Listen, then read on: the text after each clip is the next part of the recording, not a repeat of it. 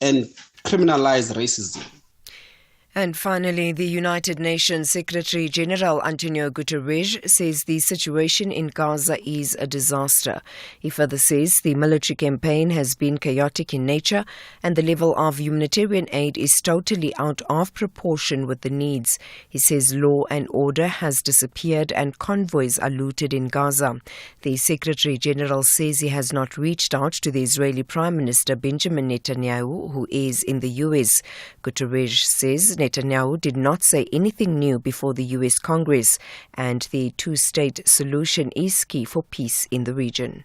There was nothing said yesterday that is new, so there is nothing that was said that deserves comment. And obviously, we absolutely must keep the two-state solution as the only possible long-term solution for peace in the region, independently.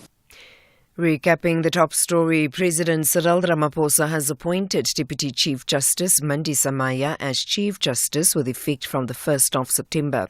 Chief Justice Raymond Zondo's term comes to an end on the 31st.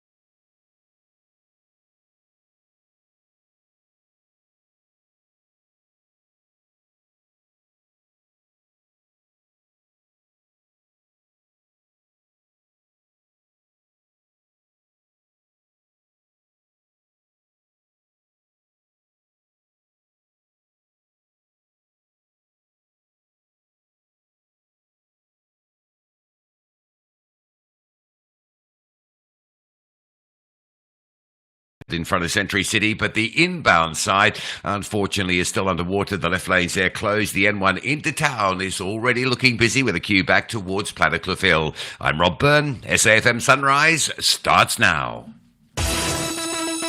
SAFM Sunrise. A vivid start to your day.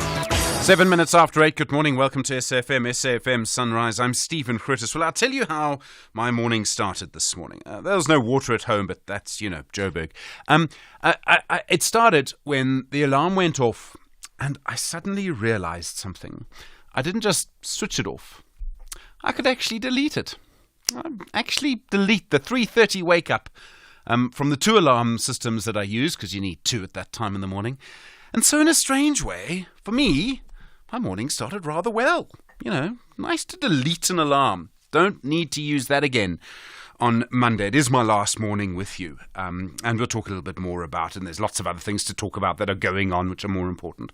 But it is my last morning with you. And I must say, I find it quite a strange feeling, actually. I don't really know almost how to feel or what to say. And I think it's only in the next few days that I'll start to sort of really come to grips with it. But yeah, I'm certainly going to miss you. And until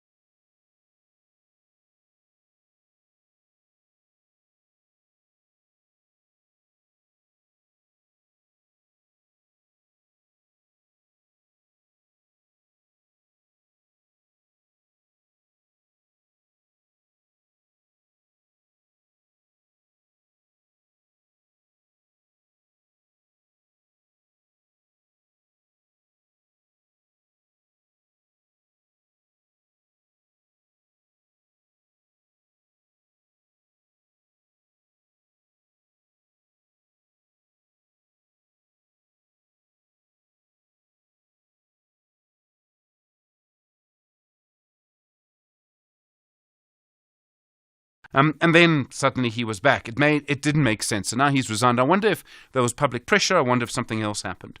In Tuan yesterday, in the city council, really difficult scenes, tense scenes. So as I understand what happened, the ANC was bringing a motion to try and remove the DA Celia Brink as mayor of Tuan. And things got very tense.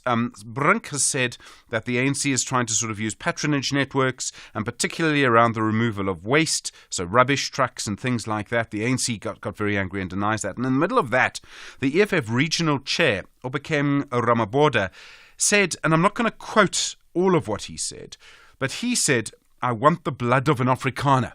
That's what he said. He used other phrases, and there's an Afrikaans word that really means to assault, but I want the blood of an Afrikaner. He did apologise, and I think he's accepted there'll be consequences. The DA say they'll go to the Human Rights Commission. I mean, you've heard me say this before, you really shouldn't talk about identifying people in that way. And we'll see what the Human Rights Commission has to say. But, you've also got the ANC trying to remove the DA mayor in Tuan while they're working together in the national government. It's such a curious and strange sort of situation. I don't know if it's entirely sustainable over the longer term. Julius Malema, he did a brief interview with the SABC yesterday. He says that he is available for another term as leader. I haven't seen anyone challenging him at this stage. He again denied the claims against him from VBS, and I think the VBS claims are not going to go away easily. I think they're going to be around for quite some time. But he, again denying wrongdoing there. But yeah, I don't know if anyone's going to challenge him in the EFF, and I think there are very interesting questions about how that party is doing.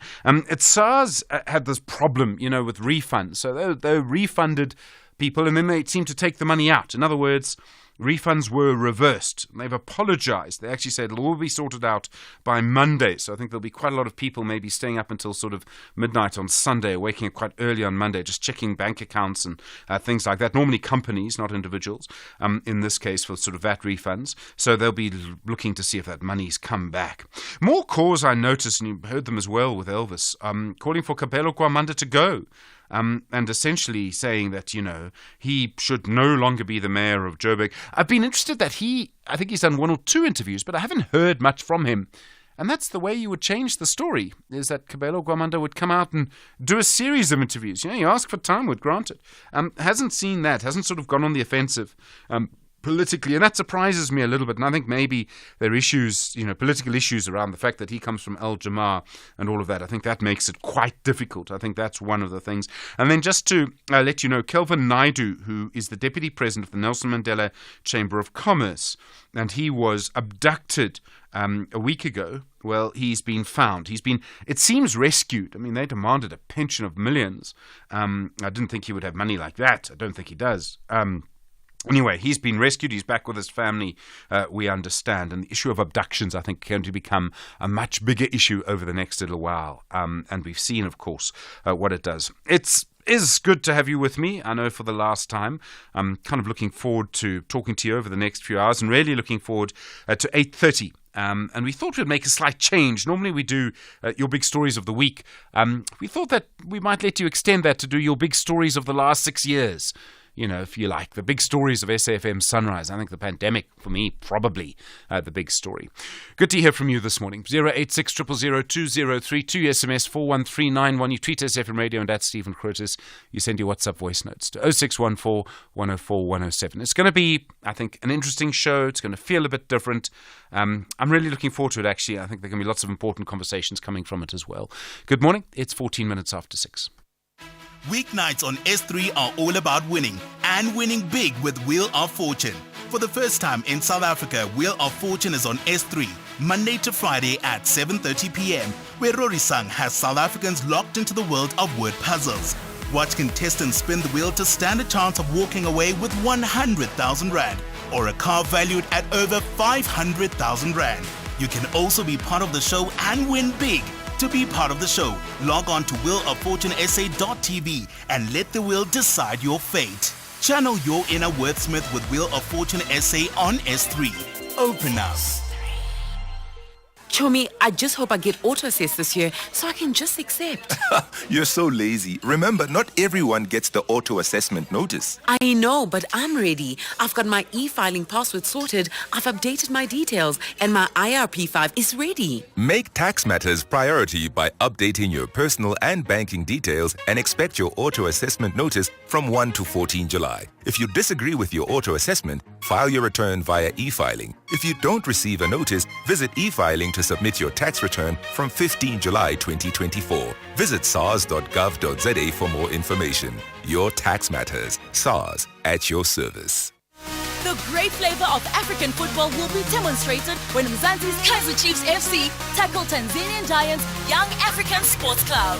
The Kosi Nation says, "Rise, Kosi, rise," while the boys from the East strongly believe in their slogan, "Daimambele Nyuma Muiko."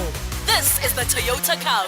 Witness the massive battle between Amakosi and Yanga on Sunday, 28 July at 2:30 p.m. live on SABC1 and Lesedi FM. Also available on SABC Plus and SABCSport.com. Proudly brought to you by SABC Sport.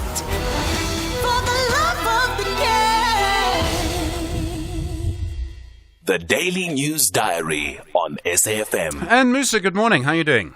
I'm good. Good morning, Stephen. I'm not sure how to feel. It is your last day. It is my last day. It is a weird feeling, but it's also, a show as usual. But yes, I have lots of feelings about it. Lots of feelings. Okay. Just know that I am feeling a lot. Let me put it like that.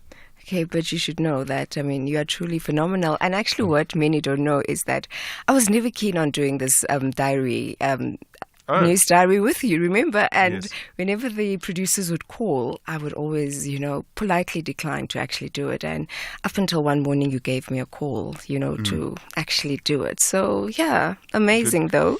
No, well, thank amazing, you. I really amazing. appreciate it. So, best wishes and continue to do great. Thank you, Anne, and continue to stay here, please. Oh, wow. Thank you. What's coming up today? Well, the first woman in South Africa to be appointed Chief Justice, being a significant milestone for our country. So we have reaction from various sectors and political parties to the appointment of the Deputy Chief Justice, Mandisa Maya, as the Chief Justice. Outcomes on the DA's legal challenge against President Cyril Ramaphosa over his address to the nation on the 26th of May, and that was 2 days before the general elections. And in the address, the Sunday before the elections, the President spoke about the country's readiness for the forthcoming elections, and he encouraged South Africans to vote and also outlined challenges the country had faced. So yesterday, the DA argued in the electoral court that the President abused his power and public funds to garner votes for the ANC. The future of Johannesburg Mayor Kabelo Gwamanda has been the talking point for the past couple of days, and civic organisation, the Johannesburg Crisis Alliance, demanding change in the Johannesburg Metro. The organisation will be taking to the streets tomorrow to demand the immediate resignation of the mayor, and the alliance saying Johannesburg has worsened under Gwamanda's leadership. And the no-confidence motion against the Tuan mayor, Salia Brink, has been dropped by the ANC. We know that the multi-party coalition government in Tuan had said that it stands ready to defend the mayor against a motion of no confidence from the ANC. And in Polokwane, the High Court in Limpopo expected to deliver judgment in the double murder case against a husband charged with killing his wife and a business partner. Thabo Stanley Lishabane allegedly hired 4 hitmen to kill his wife, Makwena Lishabane, and a business partner in October 2020, as well as the trial of the multi-murder accused Inokundo expecting to continue at the Thohoyandou High Court, and he's accused of shooting and killing 7 of his family members on Christmas Day in 2021, and the shooting followed a family dispute over the ownership of a family house. And just lastly, the Vodacom forensic supervisor is expected back on the stand today in the Senzo Mehiwa murder trial. The matter did not proceed yesterday due to the unavailability of advocate Zandile Mshulolo, who was dealing with a separate matter and therefore unable to proceed. And Musa, thank you, and thank you. I really appreciate it. We'll be listening on the radio today and for a very long time to come, 19 minutes after 6. Stephen Grootes on SAFM. Let's have a look at your weather around the country. Tshwane this morning, fine, a low of 1, a high of 24. Johannesburg, fine, 1 and 22. Vereeniging, fine, -2 and 23. Bombela, partly cloudy, becoming fine in the afternoon, a low of 14, a high of 24. Polokwane, 8 and 22. Mahakeng, fine, 3 and 22. Vryburg, fine, -4 and 25. Mangaung, fine, -4 and 20. Kimberley, fine, 1 and 21. Uppington, fine, 2 and 20. Cape Town, mostly cloudy with drizzle, rain in the morning. It will be windy, a fresh to a strong northerly wind in the morning, 11 and 16. More bad weather expected over Cape Town over the weekend, I should point out. George, cloudy, a fresh to strong northwesterly wind, 8 and 15. Gqeberha, partly cloudy, a moderate to fresh southwesterly, 7 and 20. East London, fine, becoming cloudy in the evening, a light northwesterly wind, 11 and 22. eThekwini, fine, a light to moderate northwesterly wind, 14 and 22. Richards Bay, partly cloudy at first, becoming fine mid-morning, a light to moderate northwesterly wind, 13 and 26. And Pietermaritzburg, how could I ever forget you? Morning fog patches, otherwise fine, 5 and 24. Worldview Update, bringing you closer to international or global news. 21 after 6, the Chinese Foreign Minister Wang Yi hosting 2 meetings this week involving 2 of the biggest conflicts currently around the world. He hosted a group of leaders from Palestine that represented different factions of Palestinian politics. He then also met with the Ukrainian Foreign Minister, Dmitry Kuleba, for the first time since Russia invaded Ukraine 2 years ago. China's been seen as very close to Russia. The US has accused China of enabling Russia's war in Ukraine. Professor David Munyai is director at the Center for Africa-China Studies at the University of Johannesburg. Professor Munyai, good morning and thanks for your time. Thank you. Good morning to you and to all listeners. The Middle East situation is incredibly complicated. There are other powers involved, primarily the US. What is China's aim here? To try and some of the disputes within Palestinian politics are deeply rooted. What is China trying to do? I think China is trying to bring peace, and this is not the very first time it has set a precedent with bringing in the Iranians and Saudis in what now is a peaceful relationship between the two. And I think this weekend, while the US is in a crisis, and the talk of war, whether with Houthis and Prime Minister of Israel in the United States, I mean, the Chinese are busy trying to bring in 2 factions that should, in one way or another, speak with one voice and bring peace with the Israeli, given the fact that Gaza at the moment is in a serious crisis that the whole world is watching. Okay, so if the Palestinians were united, that would strengthen their voice. But I'd imagine the Israelis would never negotiate with China. They're just too close to the US. Indeed, but in the end, I think peace will be the only way out.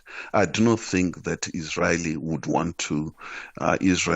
to live forever in wars. It cannot afford. No United States can support a never-ending war. So peace one day would come to Israel-Palestinian crisis, and there are people who should be talking about peace.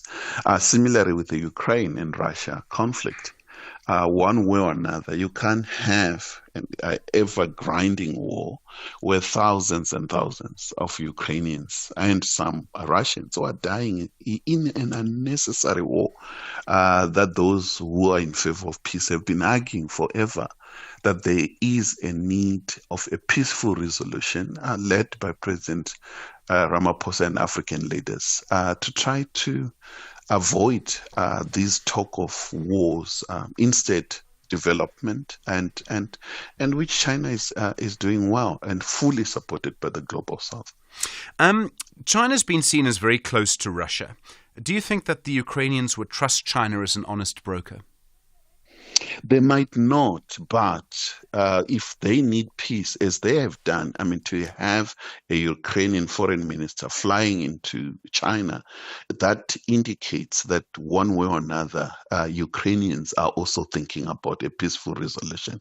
It is not like Boris Johnson flying in Ukraine, say, don't sign anything, just send your troops to a grinding war in which they are dying. And I think it is in Ukrainian interest at some point to pause and realize that they don't need their country to be used in what appears to be a NATO-Russia tension, with somehow a China dimension to it, according to NATO, as they have already declared that China is an enabler in the conflict. Is there a risk to China to get involved in these two conflicts? So, on the one side, you could argue China is very far away from the Middle East, for example, doesn't have much experience in the region. Sometimes an outsider is exactly the right person. I mean, I'm reminded of our situation when there were plenty of outsiders who tried to negotiate peace, during our transition to democracy. And in fact, without that, I don't know what would have happened. There were one or two key interventions that people who are not South African made. It can also go the other way. It can also just prove impossible. Is there a risk to China in doing this in any way? Or, I mean, if it does go, badly, if you don't achieve peace, I don't know if anyone would blame you for trying. If you remember before 1994 elections, when the AFP pulled out all of a sudden from the elections, we had to rely on Henry Kissinger to come in, try to push in the late Mangosuthu Buthelezi into the talks that led somehow with the Kenyan peacemaker that made a breakthrough in our own negotiations. I think in any situation, as one in Ukraine, you also need someone that is closer to President Putin. And in this case is President Xi Jinping, who would bring in President Putin to the table. And also argue for some of his concerns, which are security concerns that the whole world is aware of. And therefore, having all players, NATO, Ukraine, Putin, and the region itself, including your Turkey, it is important to ensure that this peace is sustainable, endorsed by United Nations. And that is a tradition in terms of peacemaking in most conflicts in the world. Professor David Munyai, thank you very much, and thank you very much for always being available to us. Director at the Centre for Africa-China Studies at the University of Johannesburg. 27 minutes after 6. This is SAFM Sport with Zai Khan. Zai, good morning. Good morning. The Blitzboks were under pressure, and then we beat New Zealand. What happened? Yes. Oh, wow. Again, what a stellar performance. We delivered 14-7, the scoreline. And I think this was led by Captain Selvin Davids delivering that performance in the Olympic quarterfinals. Davids' try, as well as defensive heroics, alongside Tristan Lade's contribution, ensured the Blitzboks victory. They'll now face France in the semi-final at 3:30 tomorrow afternoon. France, they turned Argentina into that 26-14 victory. So that's where they'll meet the Blitzbokke. Now, the Minister of Sports, Arts and Culture, Gayton McKenzie, has promised additional incentives for Team South Africa at the Paris Olympics. The South African Sports Confederation and Olympic Committee has already pledged 400,000 rand for gold, 200,000 rand for silver, and 75,000 rand for bronze. Minister McKenzie, who's in France, teased a surprise but did not disclose the exact amounts. We have a surprise which I can't tell you now, then it will no longer be a surprise. There's a surprise. But we can't tell you, and I'm going to tell him today. From my ministry, there's a surprise which I can't divulge now. Because if I tell you, it's no longer a surprise. So tell me the news will come that way. Once they were able to see what the surprise is, you're going to get a medal. If you don't get a medal, why would you want to know the surprise? The surprise is for medalists. Surprise, not the extra. Extra sounds so small. There's a big surprise. Gayton McKenzie's always got a surprise. I know. And can you count how many times he said the word surprises? And you can WhatsApp us as well. Anyway, SABC Sport can reveal that Mamelodi Sundowns and midfielder Teboho Mokoena has finally resolved his impasse over the contract. The public broadcaster has established the two parties have reached an agreement with the 2023 PSL Footballer of the Year, putting pen to paper on a long-term deal to keep him at the club beyond 2026. Onto cricket action, and Ireland reduced Zimbabwe from 121 for 1 to 210 all out to finish day one of the one-off test match in Belfast in a strong position. Rain brought an early end to the play with Ireland to start their reply this morning. And finally, boxing, Alexander Usyk warned Tyson Fury not to be afraid ahead of their rematch as he laughed off the Brits' claim that he lost their fight because he found it too easy. Now, Usyk beat Fury in May via a split decision to become the heavyweight division's first undisputed champion in almost 25 years, ending Fury's unbeaten record. Now, speaking ahead of the match that is scheduled for the 21st of December in Saudi Arabia, Fury says he didn't want to let Usyk know that he was enjoying it too much. And that's how we wrap up sport for now. We'll bring you more. Top of the hour, I'm Zai Khan. Zai, thanks very much indeed. Good morning. You were there, SFM, leading the conversation. Santaco denying that their members are intimidating e-hailing drivers. You'll hear their denial again in the next half hour. You were there, SFM, leading the conversation, 6:30. Good morning. In the headlines, judgment has been reserved in the DA's legal challenge against President Cyril Ramaphosa over his address to the nation on the 26th of May, 2 days before the general elections. President Cyril Ramaphosa has appointed Deputy Chief Justice Mandisa Maya as Chief Justice with effect from the 1st of September. Chief Justice Raymond Zondo's term comes to an end on the 31st of August. And one of the world's most wanted drug lords has been apprehended in the U.S. state of Texas. Ishmael Zambada, commonly known as Al Mayo, is head of the notorious Sinaloa drug cartel. I'll have details on these and other stories at 7. SAFM, guiding you through the rush hour traffic. Easier flows through Midrand this morning. Friday can bring lighter volumes, and we are seeing that. There's no obstructions, and traffic noticeably lighter on the run through from Brockfontein down towards the New Road exit. If you're just wondering about the state of play, it's looking pretty good at this hour. Durban, a truck overturning on the Kumashu Highway going through towards Duff's Road. So if you're moving between Kumashu and the N2 Highway, there is some disruption there. And the Durban-bound carriageway on the Kumashu Highway looks like it's being caught up in this as well, because that's very heavy from sort of Malandela Road side of the Kumashu Highway. Leaving Kumashu down towards the N2, so really extreme delays. Protesting south of Howick and Mpopomeni, it's a 617, that's the Bull of Boston Road. There is some stationary traffic in that area around that particular protest. Cape Town, no change on the N1 inbound.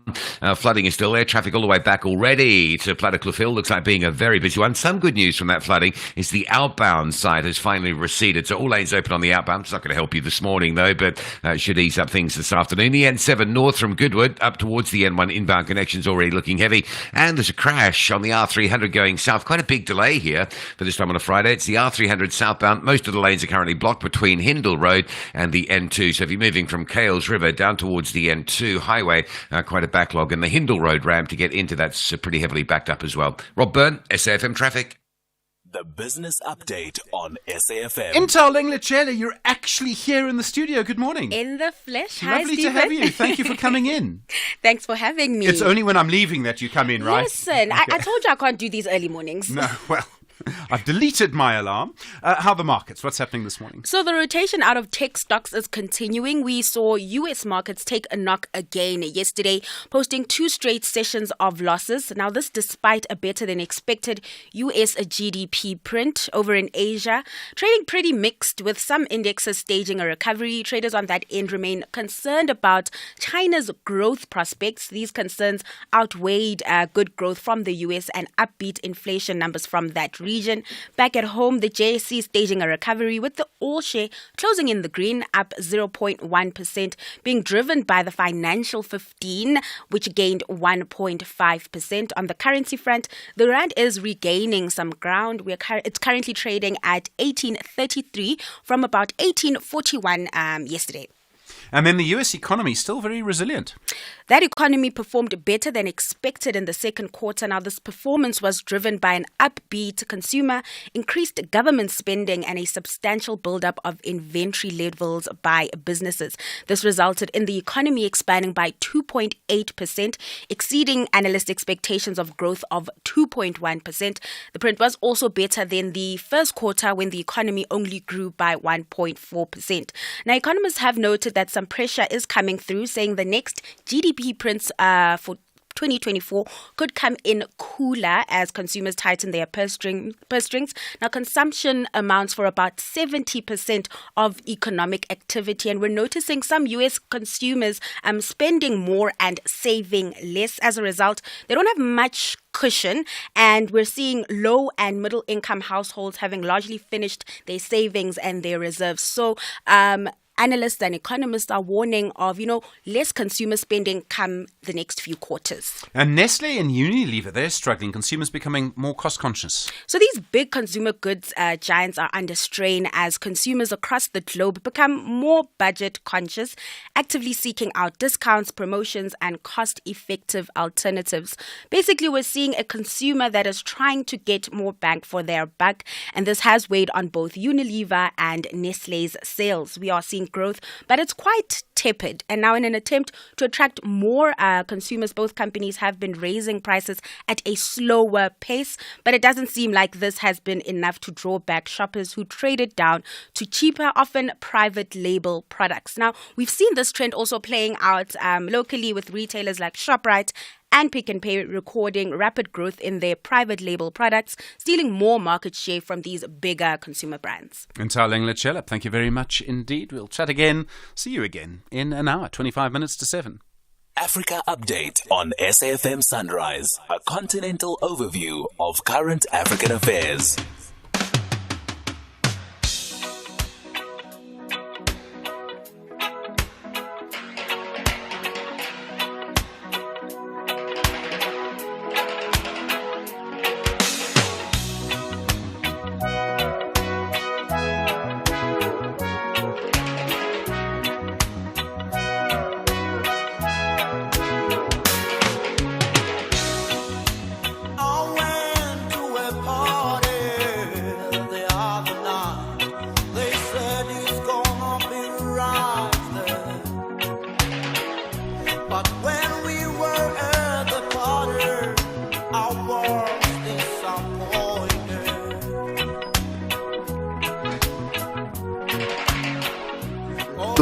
I haven't even left yet, and I'm turning it into a music show. Lucky Dube, of course, back to my roots. You knew that already. Sipho Mantula, the longest intro I've ever heard. How are you doing? Good morning. So nice to see you. Refreshing morning, Jumbo Africa. I don't know when was the last time. We always see each other outside. Yes, inside early in the morning. Studio. Yes.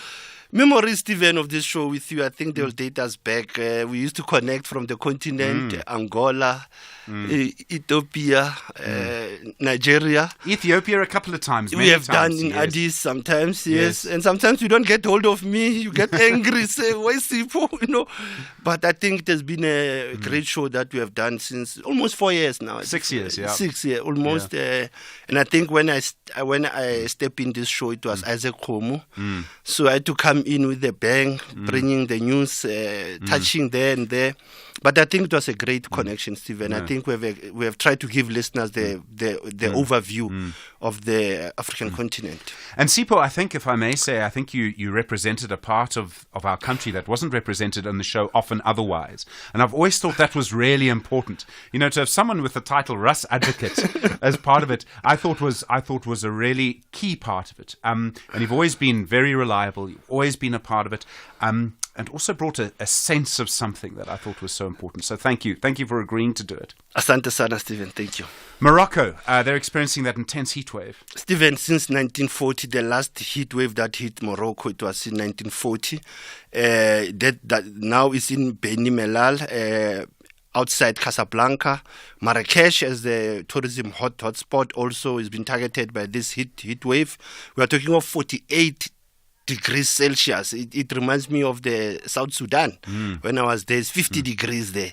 So Morocco, it is going through this heat wave, and 20 people have died over the past 24 hours. And then in Uganda, 42 protesters in court. This is about the banned youth-led demonstration. Remember, this week we did touch on Uganda. There was a protest on Tuesday. Now there are 42 young people who have been arraigned to the courts. Now, as you know, that they've been challenging President Museveni on issues of embezzlement, the misuse of government funds. Now they are facing the court trial, and they are going to appear between the 30th of July and the 6th of August in Kampala. And then in Ethiopia, Eritrean authorities suspending all flights by Ethiopian Airlines. I mean, the relationship between these two. It has been tough, but remember that the Ethiopian Airlines resumed flights in Asmara in 2018, and that was the peace pipe being shared by the Prime Minister Abiy Ahmed and Africa, the President of Eritrea. But now there's a letter that came through that from 30 September, there will no longer be flights from Addis to Asmara. But what I've seen, regular flights now will be from Egyptian Airlines, Saudi and Turkish. Sure. And then the US imposing sanctions on a coalition of rebel groups in the DRC. They, Stephen, they are pushing these sanctions to say Congo River Alliance actually has been supporting M23, this M23 movement.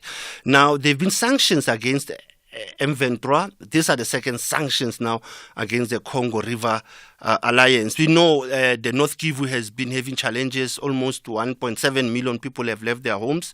Conflicts have also affected the region of DRC. Now, these sanctions, we don't know how the US are going to manage them. They are busy with the Sudan mediation. They are busy in the Great Lakes. So these sanctions, they might at the same time put pressure on the supplying of weapons to the northern part of the DRC. So it is promising, but we don't know how sanctions will end up the conflict in the DRC. And then in our archives, this day, 26th of July, 2004. Stephen, I think it was important to remember Sipho Gumede today. It's almost 20 years. In our historical archive of the country, 30 years on, Sipho Gumede represented that jazz legend. I know on your show you love PSC to come and dissect the jazz people. I thought, let me take you back to those days of Sipho Gumede, who was born in Cape Town. He played with Mamire Makeba, Kefa Semenya, Letampuli, Abdul Ibrahim, Stimela, Kipi Moketsi. And Sipho Gumede, he passed on in 2004 after releasing his album Blues for My Mother that went platinum. So that's how we remember Sipho Gumede this morning. And you want to leave with a quote? This quote of Thabo Mbeki, I think it is important for us to think about it, today. I don't know whether is it there on your screen. It is. Sometimes we think that today will forever be today, not remembering that today will be tomorrow, and tomorrow will be different from today. That's quite true. But I always say today and tomorrow will represent yesterday. We'll know about yesterday, but today we don't know what will happen even tomorrow. So I think for this show, you have been that yesterday and today and tomorrow, Stephen. Rasavik Sipho Mantula. Asante sana. Really, thank you so much. It's 18 minutes now to 7. Nothing beats the feeling of relaxing on your couch after a long, hard day, getting rid of those work clothes and feeling the freedom of being in your PJs. Throwing off that lace front, undoing your hair, that makeup, voila, gone. It's going to be a quiet, relaxed night. Well, not on S3. Bring a whole lot of vroom to your weeknights with Top Gear Season 16. Monday to Wednesday at 10 p.m. and Top Gear specials such as Top Gear from A to Z and Top Gear The Races. Friday nights from 9 to 11 p.m. Channel your inner vroom with BBC Primetime. Only on S3. Open up. Yeah, we can do this. It's been a long time coming. This deserves to grow. It's a great business. If they don't like it, someone else will. And fund me so I can expand. Maybe I can offer them shares. I need to retain equity for staff. It's going to be good for recruitment. Yeah. Possible begins with that one great idea. When Telkom enables entrepreneurs to make their ingenuity a reality, we grow local economies. Telkom. Possible begins here. The great flavor of African football will be demonstrated when Mzansi's Kaizer Chiefs FC tackle Tanzanian Giants Young African Sports Club. The Kosi Nation says, "Rise, Kosi, rise," while the boys from the East strongly believe in their slogan, "Daimambele Nyuma Muiko." This is the Toyota Cup. Witness the massive battle between Amakosi and Yanga on Sunday, 28 July at 2:30 p.m. live on SABC 1 and Lesedi FM. Also available on SABC Plus and SABCsport.com. Proudly brought to you by SABC Sport. for the love of the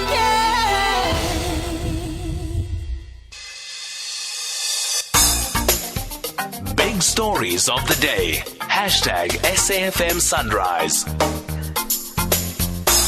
16 minutes to 7. Good morning. Well, a protest planned tomorrow against the Joburg Mayor, Kabelo Gwamanda. At the same time, the Joburg Council finally passing a motion to approve a loan of 2.5 billion rand from the French Development Agency. The EFF had refused to back the loan despite being in a working relationship with the ANC, but the DA voted with the ANC to back it. Chris Santana is the shadow member of the Mayoral Committee for Finance for the DA in the city of Joburg. Councillor Santana, good morning. Morning, Stephen, and morning to your listeners, and thank you for having me on your show. Why did you support the ANC? Why do you believe this loan is a good idea? Okay, well, Steve, first and foremost, we never said that we would not support the loan. Our issue regarding the loan was one of transparency and providing us with information to make an informed decision with regards to the status of the city's financials and, what the city required in order for us to do so. It was just unfortunate by the fact that that information was not forthcoming, even though we requested it 3 times and multiple times prior and during the actual loans coming to council. I mean, it literally appeared in council 3 times. It was proposed to council 4 times, served 3 times, and it obviously was then passed yesterday in council. Okay, so you believe? I mean, is it really right that the city of Joburg borrows 2.5 billion rand from an agency of the French government? Well, Steve, the thing that we need to look at, it is one of the issues that we did raise as well, is, where are our other options? Why wasn't it put into open tender with regards to, in the local market too?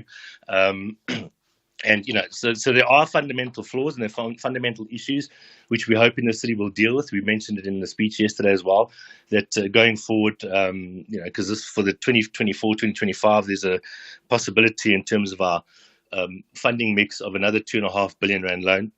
That we actually look at South African markets first.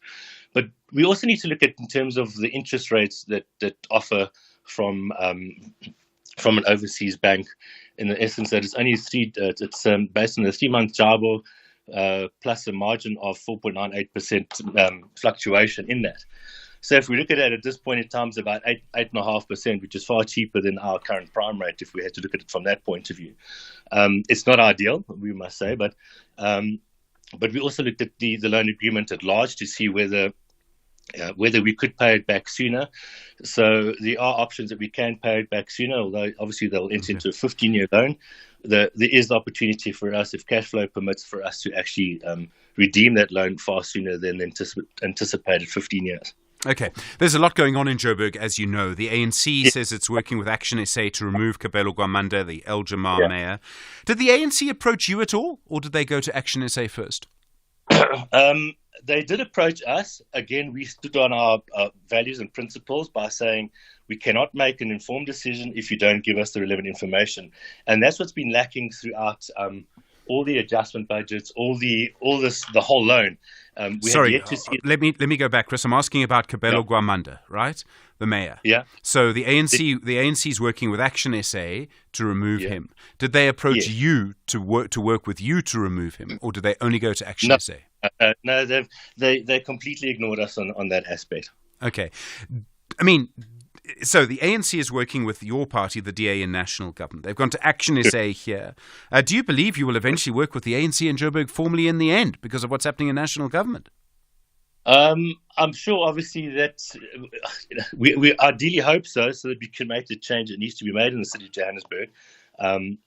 We personally believe that the whole budget model is flawed, and it is problematic that we need to try and address and fix how we go moving forward. The budget process, as you know, when it comes to participation and residents' involvement, is severely lacking. And hence why you keep on having these surprises. But it's actually the fact that the residents are not engaging. We don't have enough active residents engaging with the city when the integrated development plan processes play out and the budgetary processes play out. So these are all causing these bottlenecks, and then people wake up, literally like now you saw with the prepaid meters, the 200 Rand surcharge, which was initially actually 536 Rand ex-VAT. We were fighting about that from day .1, to stipulate, there needs to be engagement. So we do feel that there's more that can be done by the city to educate our residents, become more involved, understand the budgetary process, so we don't keep on having these unnecessary protests, these unnecessary actions against the city too. Councillor Chris Santana, thank you. DA Shadow Member of the Mayoral Committee for Finance in the City of Joburg. SAFM, guiding you through the rush hour traffic. Just if you're moving through Midrand, there is now a crash just on the left shoulder, so no major lane restrictions on the main carriageway, but there is a crash being recovered, attended to, N1 south at Olifantsfontein, so traffic just starting to backlog through there. Durban side, Kumashu Highway, leaving Kumashu down towards the N2 from Malindela through Duff Road, a big truck on its side, so there's some heavy pressure there. 617, just south of Howick, is closed at Mpopameni due to protesting. A truck overturning on your way in towards central Rebecca this morning using the N2 south. The truck overturning, obstructing the both lanes at the N2 southbound by the Markman exit. And Cape Town, N1 inbound, flooded at Century City. So queues from Plattekloof Hill and the R300 running south. A crash between Hindle Road at Delft and the N2. The R300 into that seems pretty heavily backed up. You might want to avoid it. Rob Byrne, SAFM Traffic.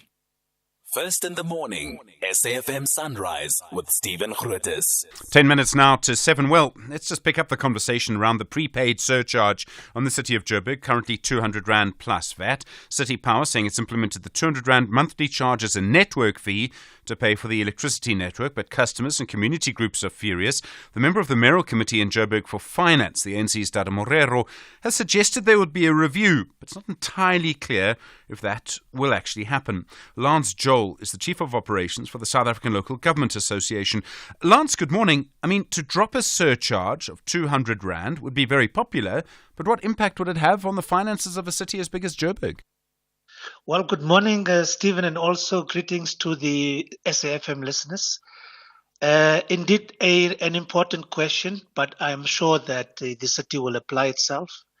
The reality, Stephen, is that when the city approved its budget for this 2024-2025 financial year, it had included projected revenue from this particular surcharge that they would levy on prepaid customers. And therefore, a decision that would look at reversing, a decision that would look at reversing that particular surcharge would have a direct impact on the municipal budget.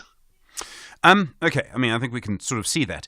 There's a lot going on in the electricity tariff space. The electricity minister, Khonsiento Ramakgopi, Minister of Energy too, says the price increases that we've seen are unsustainable. At the heart of it, you have the problem that councils don't have enough money and that electricity prices have risen so dramatically, and councils, your councils have had to pass that on. Do we need some kind of hard reset? If we continue in this direction, I have to say I would agree with the minister. More and more people will just refuse to pay. Well, Stephen, absolutely. We do agree with the minister, having met with him last week and having had this discussion. The reality, as you've pointed it out, is that the bulk tariff is very high, that municipalities are forced to pass on to the customers. But in addition to that, the actual cost of municipalities must also be added. But what we are looking at as a solution, Stephen, is that we must have more cost-reflective tariffs, meaning that municipalities should attempt to not thumbsuck these surcharges, but find a mechanism that is more accurate in calculating the actual cost of delivering that service, and then use that as a basis to increase the tariff. So that is a more informed basis, and that is what we have agreed with the minister should be the approach going forward. Lance Joel, thank you. Chief of Operations at the South African Local Government Association. You're with SAFM, 7 minutes to 7. Conversations that you connect with and react to. SAFM. Well, last week you heard a call from an e-hailing driver who said that he and other people had been pulled over in certain areas in Gauteng. They were in formal roadblocks. He said they were being managed by the minibus taxi industry. And he and his colleagues were being intimidated for not driving under the Shesha app. The Shesha app is managed by the minibus taxi industry. Now videos have emerged of other drivers being intimidated, forced to pay fees for not belonging to Shesha. Midday Mali is the provincial chairperson in Gauteng for the South African National Taxi Council. Midday, good morning. Good morning, Mr. Stevens, and good morning to your listeners, my brother. We all know this is members of your industry. What are you going to do about it? Well, Mr. Stevens, firstly, as Santaco Gauteng, together with Gauteng National Taxi Alliance, that is GNTA, we are together in this Shesha app business. Therefore, we had our own meetings as the provincial structures, whereby we look into the challenges that were faced out down there at the ground. Also, they said, I must firstly thank the SAFM for intervening fast out of, it has realized that out of the social media there are issues. Therefore, we also managed to follow all the protocols to get to the associations that we humbly request that the intentions of Shesha is not to create any conflict, but the intentions of Shesha is a app that penetrates the market and is a app that is a South African market. Also, okay. Midday, I'm sorry, but you're not answering the question. What are you going to do to stop your members from using violence and the threat of violence against other e-hailing drivers? I'm getting to there, Mr. Stevens. Give me a chance so that you should understand what we did before we get to the problem. So we really told our members that Shesha is not a problem, but we said our members, they must to give the pamphlets, notify the community, notify the members. But eventually, out of receiving those complaints, we called our guys, we talked to them, we also conducted the investigation as promised. So we found out that, that if a person sits for a hearing and then there's no person who's saying, I am a victim. Here is the person who did that. But most of the people, they said they did not take money to stop them. They agreed that we did stop them, but we were left with no chance that we cannot punish them hardly, because our intention was to punish them hardly so that our name should not be tarnished. But some of them are removed. They are at home for a certain period because according to our grievances and disciplinary procedures. Okay, so you've removed them from the Shesha app? Not from the Shesha app. They are not on the Shesha app. Yes, I was going to say, these are minibus taxi drivers, I presume. Yeah, actually not the taxi drivers, the patrollers. Okay. So you've basically suspended the patrollers. I'm glad to hear that, Midday, because in the past, members of your industry have often denied that you're responsible. So in this case, just to be clear, you're accepting it was some of your patrollers who are doing this? Out of the social media, yes, we have managed to understand and get to them to say, look, this is not the way we operate as Santaco Gauteng and Gauteng National Taxi Alliance. This is not our approach. So therefore, they've misunderstood what they were supposed to be doing on the ground. So those we felt that they are not fit to give the service that they must do. We said they shouldn't be on the road at all. Okay, and Midday, you'll act against anyone who does this in the future? Come again, Mr. Stevens? You will act against anyone who does this in the future? Definitely, Mr. Stevens, definitely, because look, the role that you are playing as a media is quite important to us.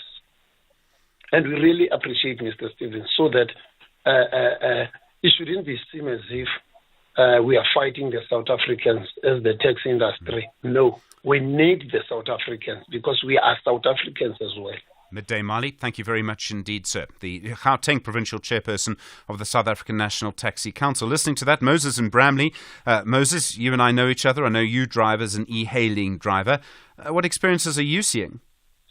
You know, Stephen, I work for a company, but I do hailing as a side hustler. On weekends, I'm on the ground. Sometimes when I'm not at work, I do e-hailing. So, Stephen, these people are harassing people. There are hotspots that I can tell people, like when you're in Pretoria, Jeff Masemola Street, the mainland taxi association, they are busy there harassing the e-hailers. In Soweto, STS association, they harass e-hailers at the malls.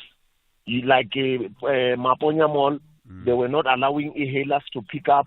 And people in Soweto are complaining that these are stuff that takes us home with our grocery, and you guys, you are not taking us. And you know, Stephen, I'm asking myself, why is the government not quiet about this thing when people are behaving like government while they are just mere taxi people? We cannot allow these people to happen in our country, Stephen. And you know, this Santiago and NTA, they just talk in tongues because now, as I'm speaking to you, I can tell you, I can find somebody being harassed now by taxi people. And these Kakomela guys, these taxi guys, the private cars that are written Kakomela, they are the most people who are harassing us in Tembisa, the hotspot again. The IPTA, Ivory Park Taxi Association, they are law unto themselves. Okay. Moses, you know, No, Moses, thank you. We've heard you. I suspect you won't be the only person who phones in on this, and we put some of the questions to them. Moses and Bramley, always good to hear from you. Thank you very much indeed. A lot more to come. More on the NHI. We'll hear from the Minister of Health, Dr. Aaron Motsoaledi, his reaction to that important judgment about a certificate of need. That's next. You're with SFM leading the conversation. Good morning. It's Friday morning. It's 7 o'clock.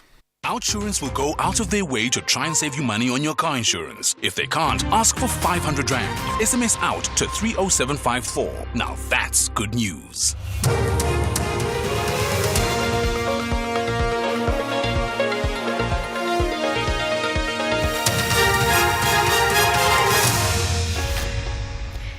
In our top stories, judgment reserved in DA's legal challenge against President Ramaphosa, and Maya officially appointed Chief Justice from the 1st of September.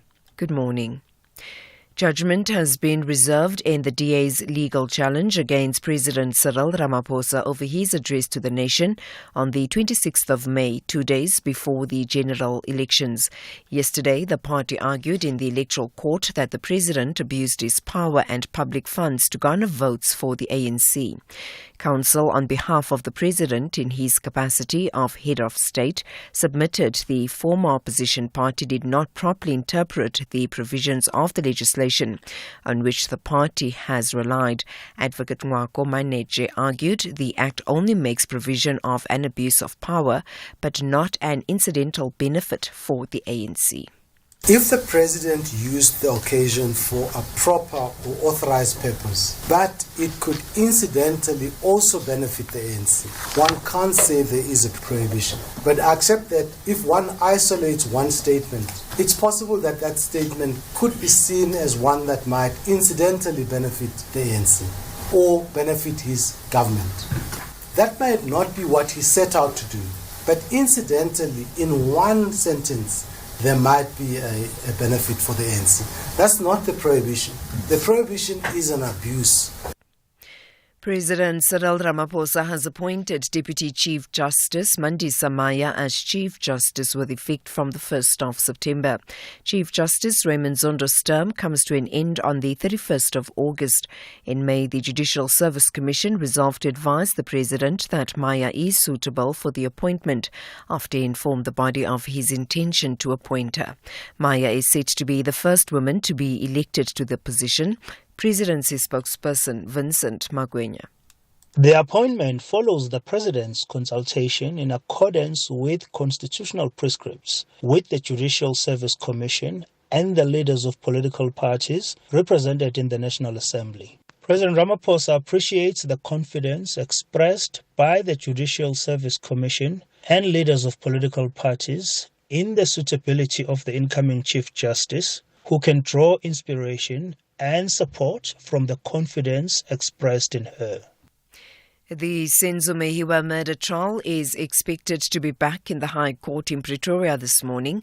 This after the matter had to be postponed yesterday as two of the defence counsels were not in court. 5 men are on trial for the murder of the Bafana Bafana captain Senzo Mehiwa. Mehiwa was shot dead in 2014 while at his former girlfriend Kelly Kumalo's parental residence in Vosloorus, east of Johannesburg.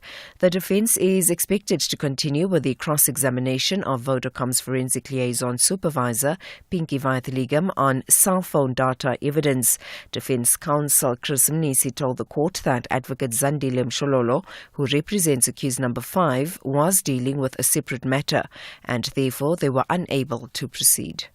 Regarding the presence of this device between these times where it was recording the Vosloorus tower, I can conclude by saying that this handset endings 8169 was in the vicinity of Vosloorus during this period of 26th October, during those times.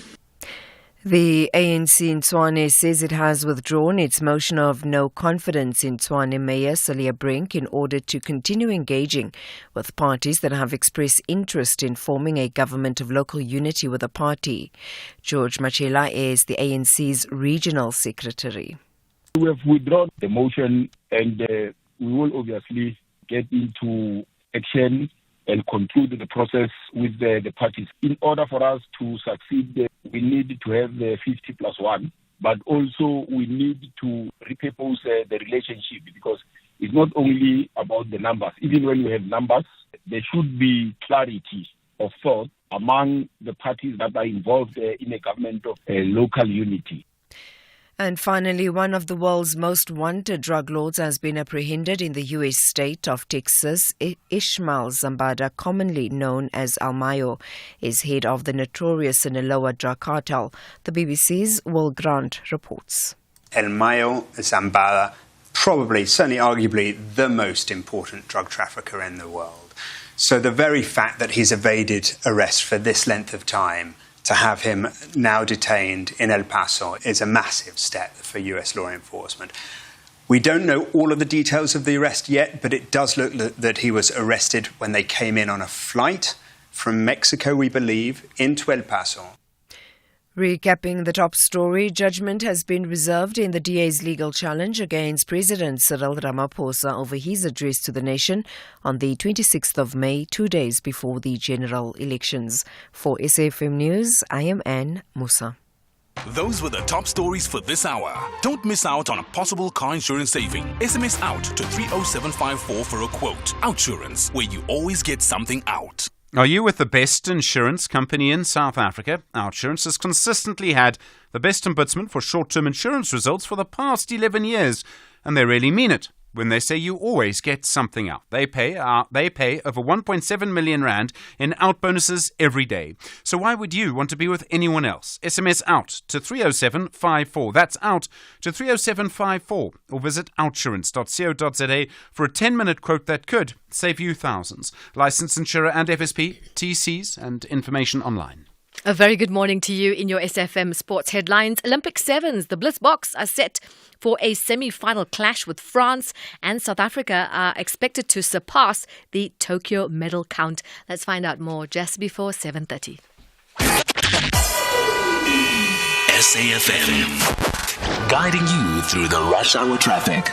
Crash on your way to Pretoria this morning. It's on the M1 North just before the Brockfontein interchange. A bit of a backlog there. Breakdown coming into Galulis. The N12 and R24 routes heavily backed up in from the Ekurhuleni side. Durban's KwaMashu Highway coming from KwaMashu down towards the N2. A truck on its side. It's a very heavy queue back through Duffs Road and back towards Malandela. We can see motorists already avoiding it and clogging up Queen Nandi Drive down towards the N2. That route very busy. It's the alternative route when there's trouble on the KwaMashu Highway. Queen Nandi gets very busy.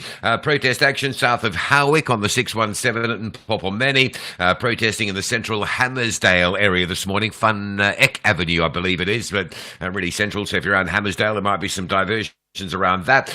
Cape Town, a big crash on the R300 south before the N2. Traffic parking back towards Kales River and looking particularly heavy. And the flooding still with us on the N1 inbound at Sable Road. Traffic heavy all the way back through to Plattercliff Hill. Rob Byrne, SAFM Traffic. SAFM Sunrise. A vivid start to your day. 8 minutes after 7. Good morning. You're with SAFM Sunrise. I'm Stephen Grootes. I'm going to miss saying that. Nice to be with you this Friday morning. I've cancelled my alarm from going forward. Plenty to come in the next half hour. You'll hear from the Minister of Health, Dr. Aaron Motsoaledi, his reaction to that really important court judgment that many people seem to suggest has implications for the NHI. We'll hear from Professor Alex van den Heever on that subject as well. More to come in the city of Tuan as well. Really strong comments, very difficult comments. An EFF chairperson saying they wanted the blood of an Afrikaner. They've apologized for that statement. I suspect there will be more consequences from that. And then you might want to book your spot now, actually, because I think it might be a little bit busy. But from 8:30, we won't just do a normal story of the week. We will do a sort of your big story of the last 6 years, if you like. The moment that you will remember, if I can put it like that, the last 6 years of SAFM Sunrise. There will be a new person, of course, with you from Monday. Good morning. Nice to have you along. It's 9 after 7. S3 is bringing you the best in Indian cinema every Sunday at 2 p.m.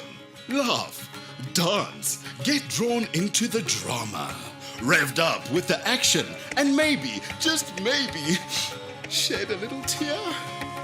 Catch Gagi on the 7th of July, Selfie on the 14th, Prince on the 21st, and Laila Majnu on the 28th. It's Indian cinema like you've never seen it before. Channel your best entertainment with Indian cinema only on S3. Open up. S3.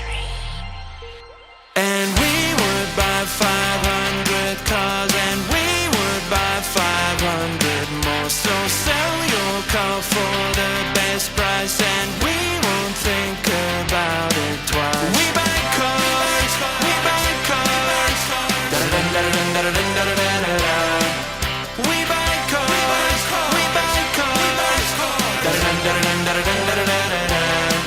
We Buy Cars, the easiest way to sell your car by far. The South African hockey team will be highly focused on switching off any spark of attack from the Argentine in the women's Pool B clash. However, the South Americans have a vivid assignment to silence the African Queens. This is the Olympic Games Paris 2024.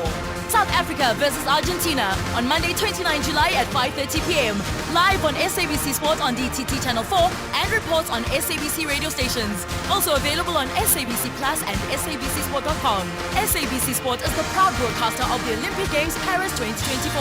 Hashtag the global battle of great athletes. For the love of the game.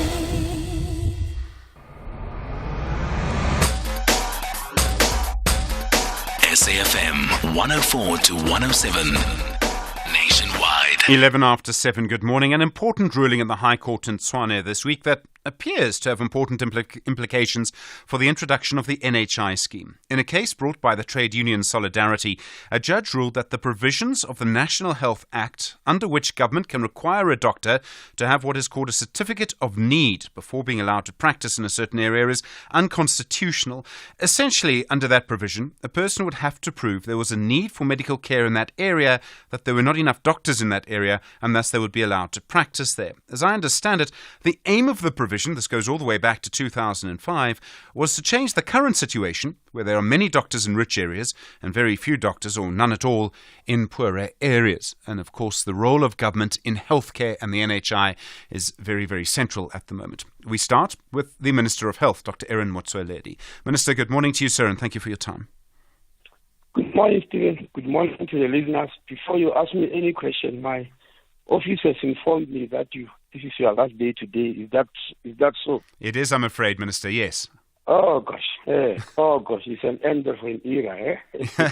Good luck wherever you're going to. Thank you. I don't know who I'm going to be. You remember my debates with you. Yes, I know. I was going to say, are you sure you'll miss me? I definitely will. But Minister, I hope wherever you are going, we'll still have such, tough debates. Yes, well, it is my intention. And Minister, thank you for always being available. I know I don't make it easy. Oh, I know. Well, let's try. Let's see. Okay. Minister, thank you. All right. The provision in the Act from 2005 and was never implemented, but the idea was that a doctor would have to have a certificate of need. What was the aim of that provision? What was the point of saying a doctor needed to have a certificate of need? Well, there are two aims, Stephen, we share with quite a large number of countries in the world, which in the statement we released, we have tabulated them there. There are two aims. One is to make sure that you regulate quality and standards, that the quality of healthcare which people receive must reach a particular standard in a facility, because there are many health facilities, and we are not talking only of hospitals here or doctors' rooms as people are trying to claim.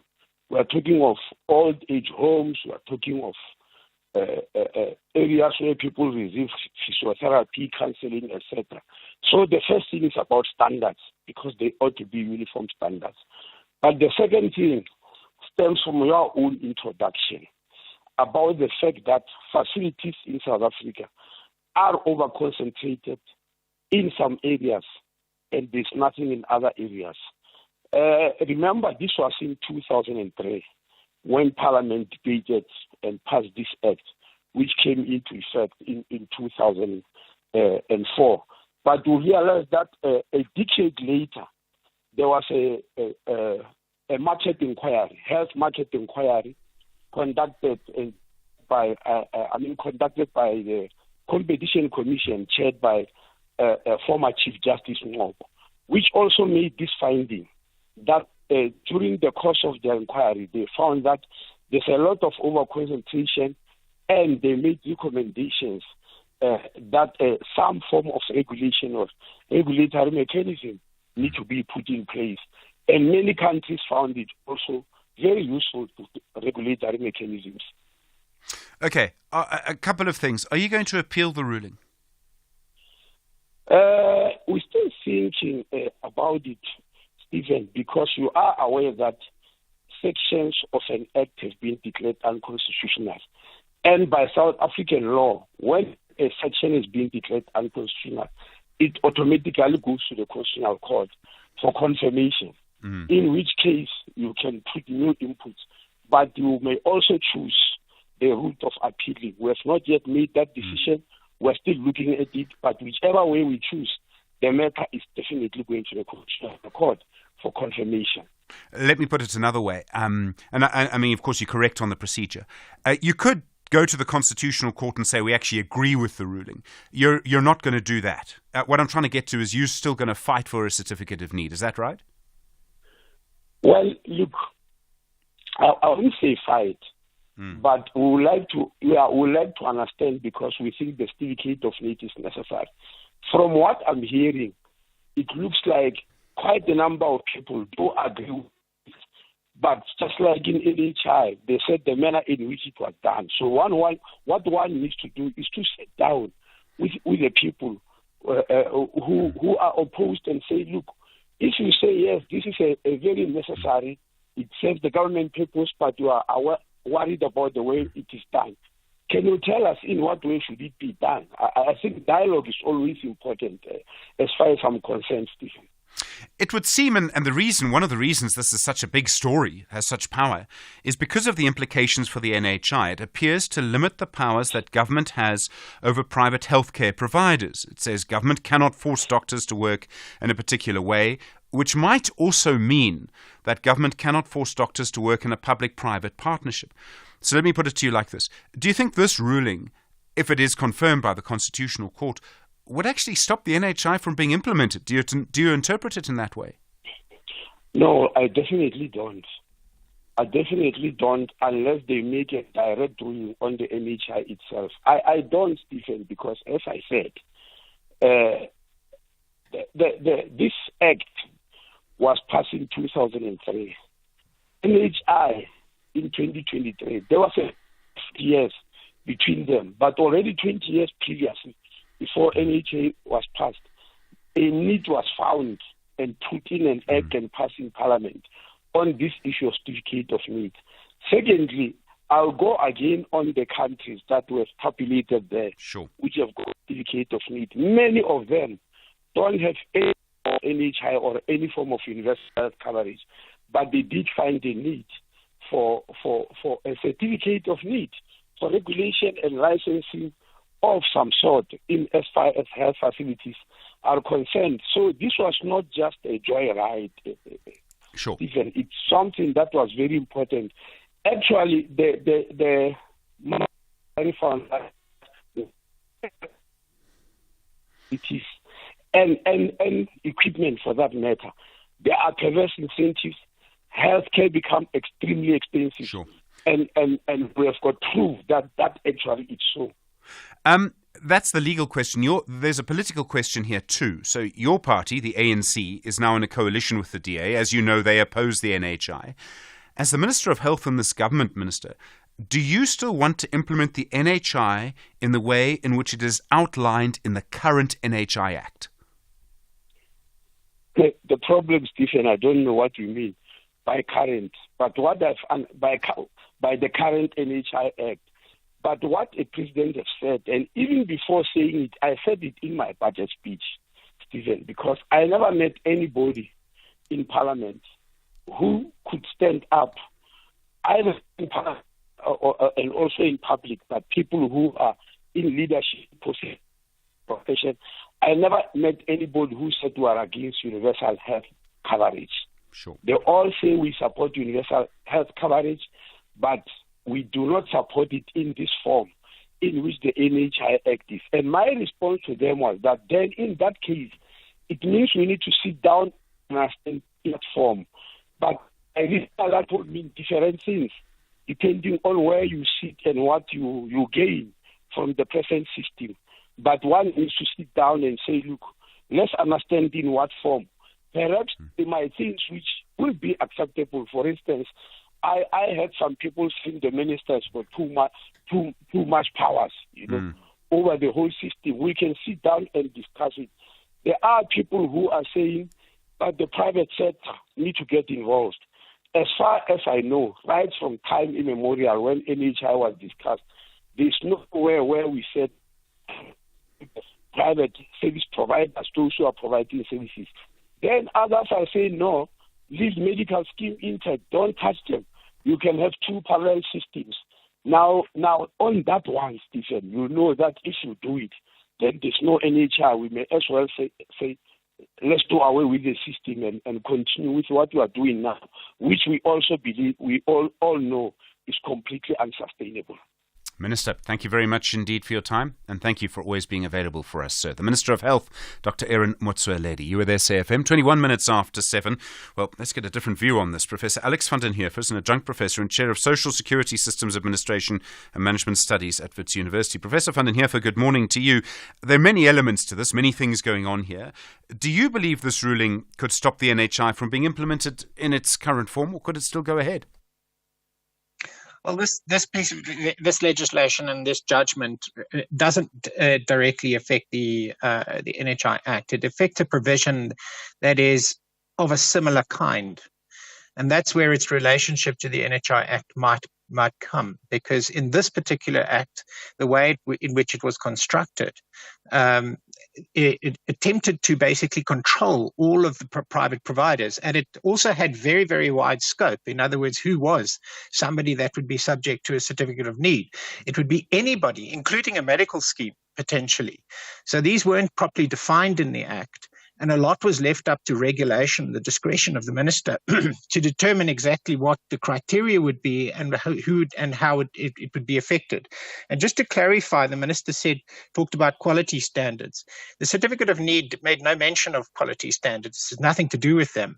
It also notes that there are no norms and standards that have been set by national government, despite the fact that it has powers to do so. So this was never about quality standards. And it's also important to note that in 2014, these sections were proclaimed, but were struck down in the courts.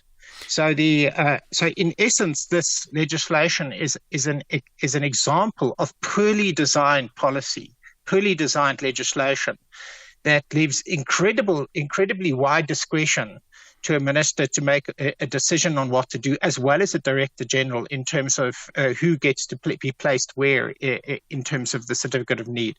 So the problem, this I think is very important, is that this piece of legislation was struck down on the lowest bar of constitutionality. That is, it failed the rationality test. And normally legislation passes that quite easily. But essentially, this is where there is no relationship between its purposes and its provisions. Is there an argument for a certificate of need or something like it? I mean, I must say, I can understand government's problem. If you go into Rosebank in Johannesburg, you're going to see doctor after hospital. If you go to Alexandra, just round the corner, you're not going to see that. Well, you might see certain kinds of private practices, but take note that no government is funding private practices. You go where people are prepared and able to pay. That's how you determine your location. You cannot say you must work in that particular area and then go bankrupt. So who's going to take responsibility for that? It's that part is completely irrational. So what criteria would you have? You can't say this. Basically, if you're in private care, you are depending on people paying you, quite simply. And you cannot have somebody basically saying, well, there are not enough private providers in that area who have to be paid for their services, not by government. And government's going to tell you to work there despite the fact you can't support yourself. To listen to the minister, and he may term it differently, but it seemed to me that there might now be room for negotiation. This follows comments by President Ramaphosa and the DA leader John Steenhuisen, also Agriculture Minister, in the last couple of weeks. The DA is now in government. It opposes the NHI. Do you think we might actually start to see something different emerge? I'm not too optimistic of that because, there's been, since the policy proposals have been made, there's been no dialogue, but ample opportunity for it. So it appears that in large part, this process has involved a one-way conversation, which is we're telling you what we're going to do and you're going to accept it. That's been the conversation to date. The problem with the negotiation, you heard it as to what the minister said, is that, if we keep medical schemes, then we don't have an NHI. But what he didn't say was that if you keep medical schemes and the public sector and improve those systems, we have a very good universal coverage system. Yeah, you won't have this particular model that's in the NHI Act. But the question is that model reasonable? And that's going to be the test down the line. Now, if they're not actually prepared to have a dialogue on reasonable universal coverage strategies, then there won't be a dialogue. Professor Alex van den Heerfer, thank you, adjunct professor and chair of Social Security Systems Administration and Management at Wits University. 26 after 7. Hey, want to check your TV license balance conveniently? Look no further. Our SMS service allows you to do just that. By sending a message containing your ID or TV license number to 44210, you can quickly access your balance without needing multiple inquiries or waiting on hold. Plus, standard SMS rates apply. Take advantage of this efficient method to stay informed and streamline your payment process today. T's and C's apply. Here he comes. Hello, guys. You're so dramatic. Hey, bro, it's not me. It's the extra styling kit. The leather seats with the red finish. It's the tow bar, all coming standard with my red Isuzu badge. Wow, now that is extra. Why be standard when you can get the all-new Isuzu D-Max X Rider from just 8,742 Rand. Prime less 3.5%, 0% deposit, 40% balloon, and 72 months to pay. Get yours today. Finance is subject to approval. Isuzu Finance, a product of Westbank, a division of First Rand Bank Limited, an authorized financial services and registered credit provider. A century is full of thrilling moments. You can break it down to 10 decades. It is a journey of all kinds of challenges, but winners don't focus on the storm. They look forward to a rainbow. By contrast, South Africa tied its best ever gold medal performance in 100 years. From 1912 in Stockholm to London in 2012. Once again, it was in the pool that Team SA did most of their triumphing, with Cameron van der Berg setting a world record in winning the men's 100-meter breaststroke. And who will ever forget Chad de Clos toppling Michael Phelps in the men's 200-meter butterfly. It's going to be close. Does he touch? He doesn't. Le Clos touched because Phelps got it wrong on the line. It's unbelievable. Magical moments of the Olympics. Brought to you by SABC Sport, proud broadcaster of the Olympic Games Paris 2024.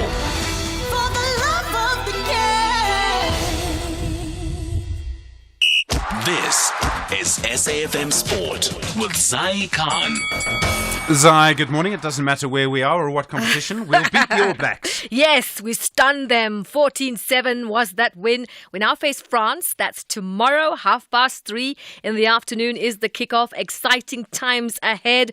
It was Selwyn Davids and Tristan Lays who scored early tries, while the Blitzboks defence held strong against New Zealand's relentless attack.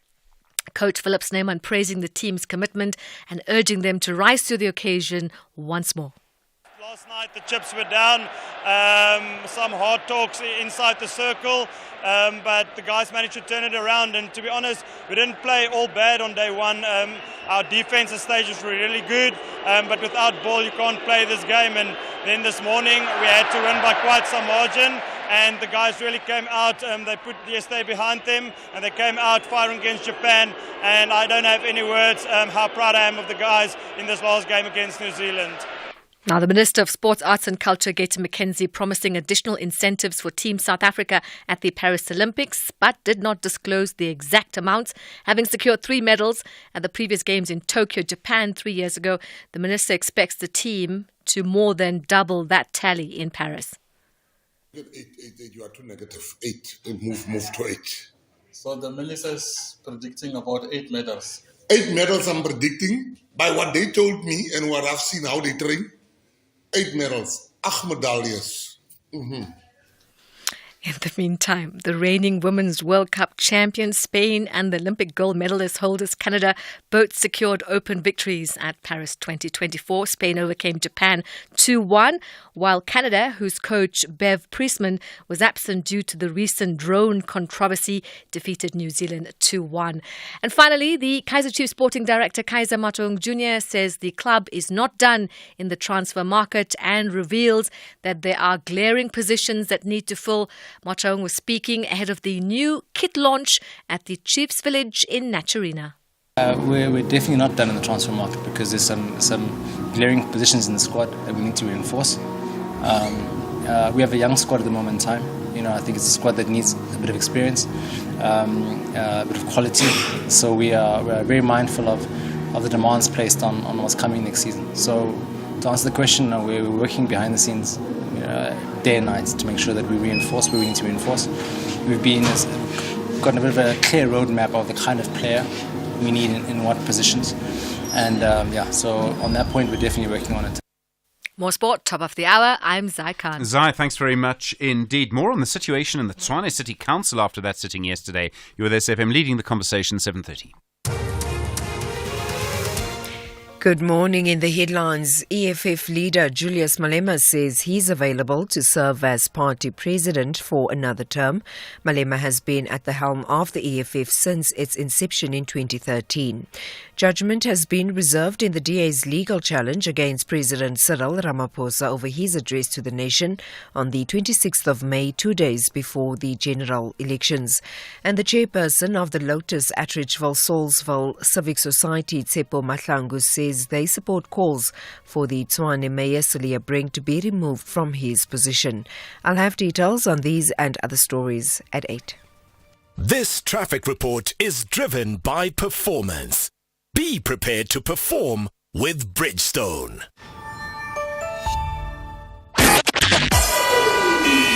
SAFM, guiding you through the rush hour traffic.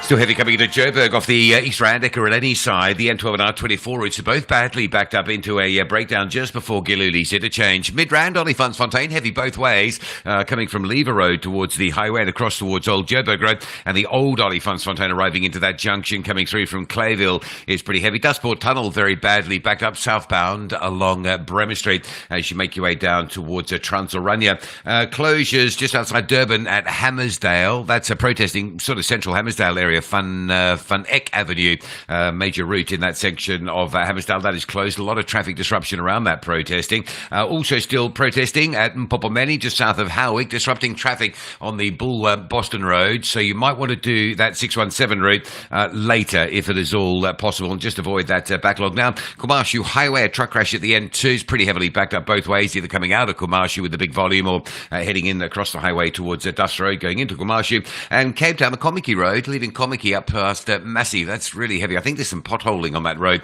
which is causing problems. Crash on the R300 going south between Hindle Road and the N2. That's a really big backlog this morning. If you're driving from Brackenfell, Cales River, trying to get to Mitchell's Plain or trying to get to the N2, off-ramp and take some alternative routes. R300 is very heavy, and the flooding on the N1 still there at Sable Road, queuing traffic back towards Plattekloof Hill. Rob Byrne, SAFM Traffic.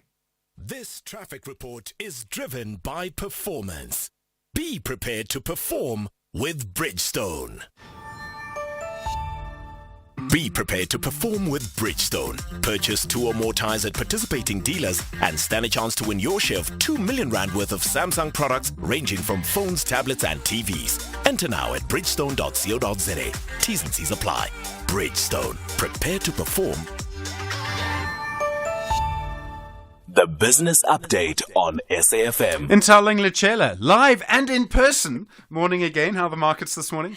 Now let's kick things off in Asia, Stephen. Those markets mixed earlier, about an hour ago. It seemed like we were in for a possible upbeat close, but things have changed. They are now plunged into the red. This, of course, comes as concerns remain with traders worried about China's growth prospects. With that, we are seeing the Japanese Nikkei down 0.1%, while China's Shanghai index being the biggest loser on that front, losing 0.32%. Moving over to Wall Street, US futures are in the green ahead of US PCE data. Now, that inflation print is one that is closely watched by the Fed as well as market participants. Back at home, local markets are making a comeback with the JSE mostly in the green.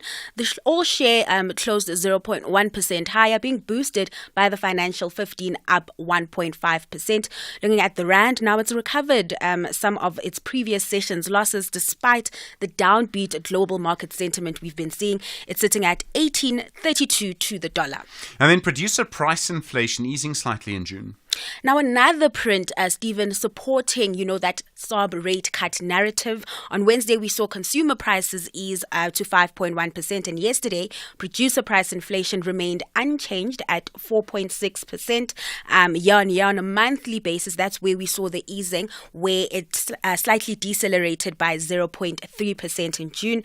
Now, the rate of producer price inflation has dropped significantly from an average of 6.7% in 2023. It is expected to be around 4% this year, partially due to recent decreases in petrol and diesel prices, just reflecting that the prices of goods and services are not rising as quickly as they were last year. In a Business Day article, senior economist at Oxford Economics, Year van der Linde, was quoted saying that the latest data confirms that South Africa's overall inflation outlook has improved, helped, of course, by those lower fuel prices as well as weaker domestic demand for manufactured goods. And British American Tobacco, their smokeless products gain market share. Now, Stephen, it seems like smoking is becoming less and less cool.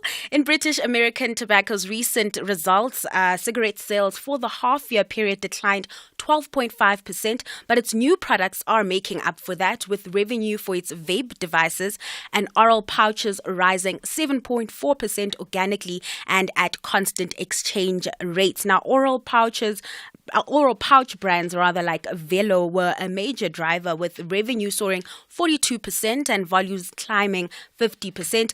The group further said smokeless brands now account for about 18% of their revenue, and volumes for such products in South Africa and in the US more than tripled, highlighting the brand's rapid expansion in these regions. Looking at the overall earnings picture, though, British American Tobacco didn't really fare well. Profit from operations slipped 1%, while revenue edged 0.8% lower. Despite this, the group still seems quite upbeat, saying they will meet their full-year target.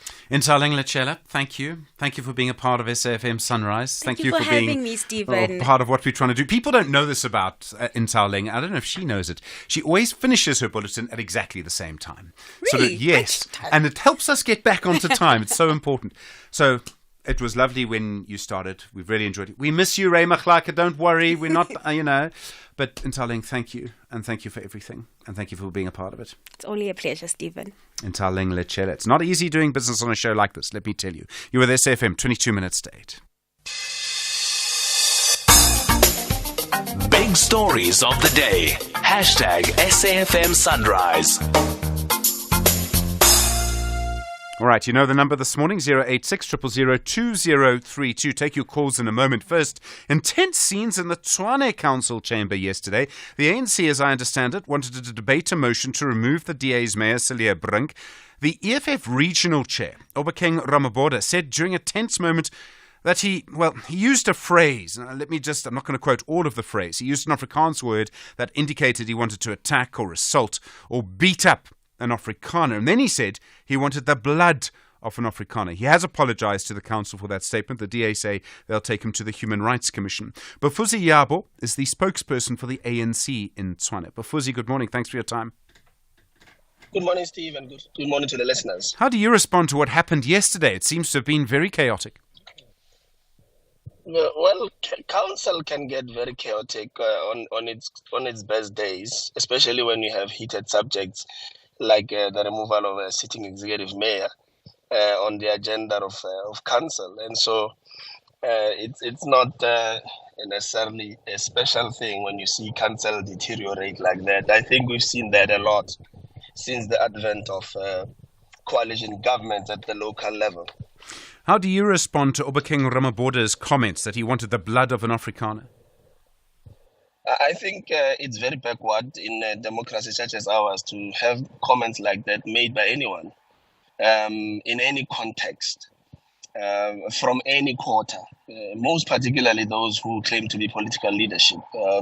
I think in heated moments we should be measured and level-headed in how we respond to issues that call for our responses as political leaders.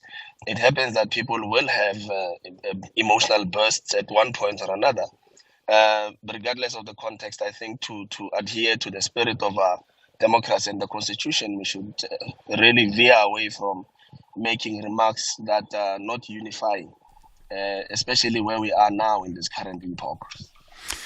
Your party, the ANC, is in a national coalition with the Democratic Alliance. In Tshwane, you want to remove the DA's mayor, Celia Brink. You're very angry, I know, because you said your members want to profit from government contracts and the waste removal contract, and you deny that. But on the one side, we've got this real tense relationship between you and the DA in Tshwane. And on the other side, we've got John Steenhuisen and President Cyril Ramaphosa seeming to get on with each other.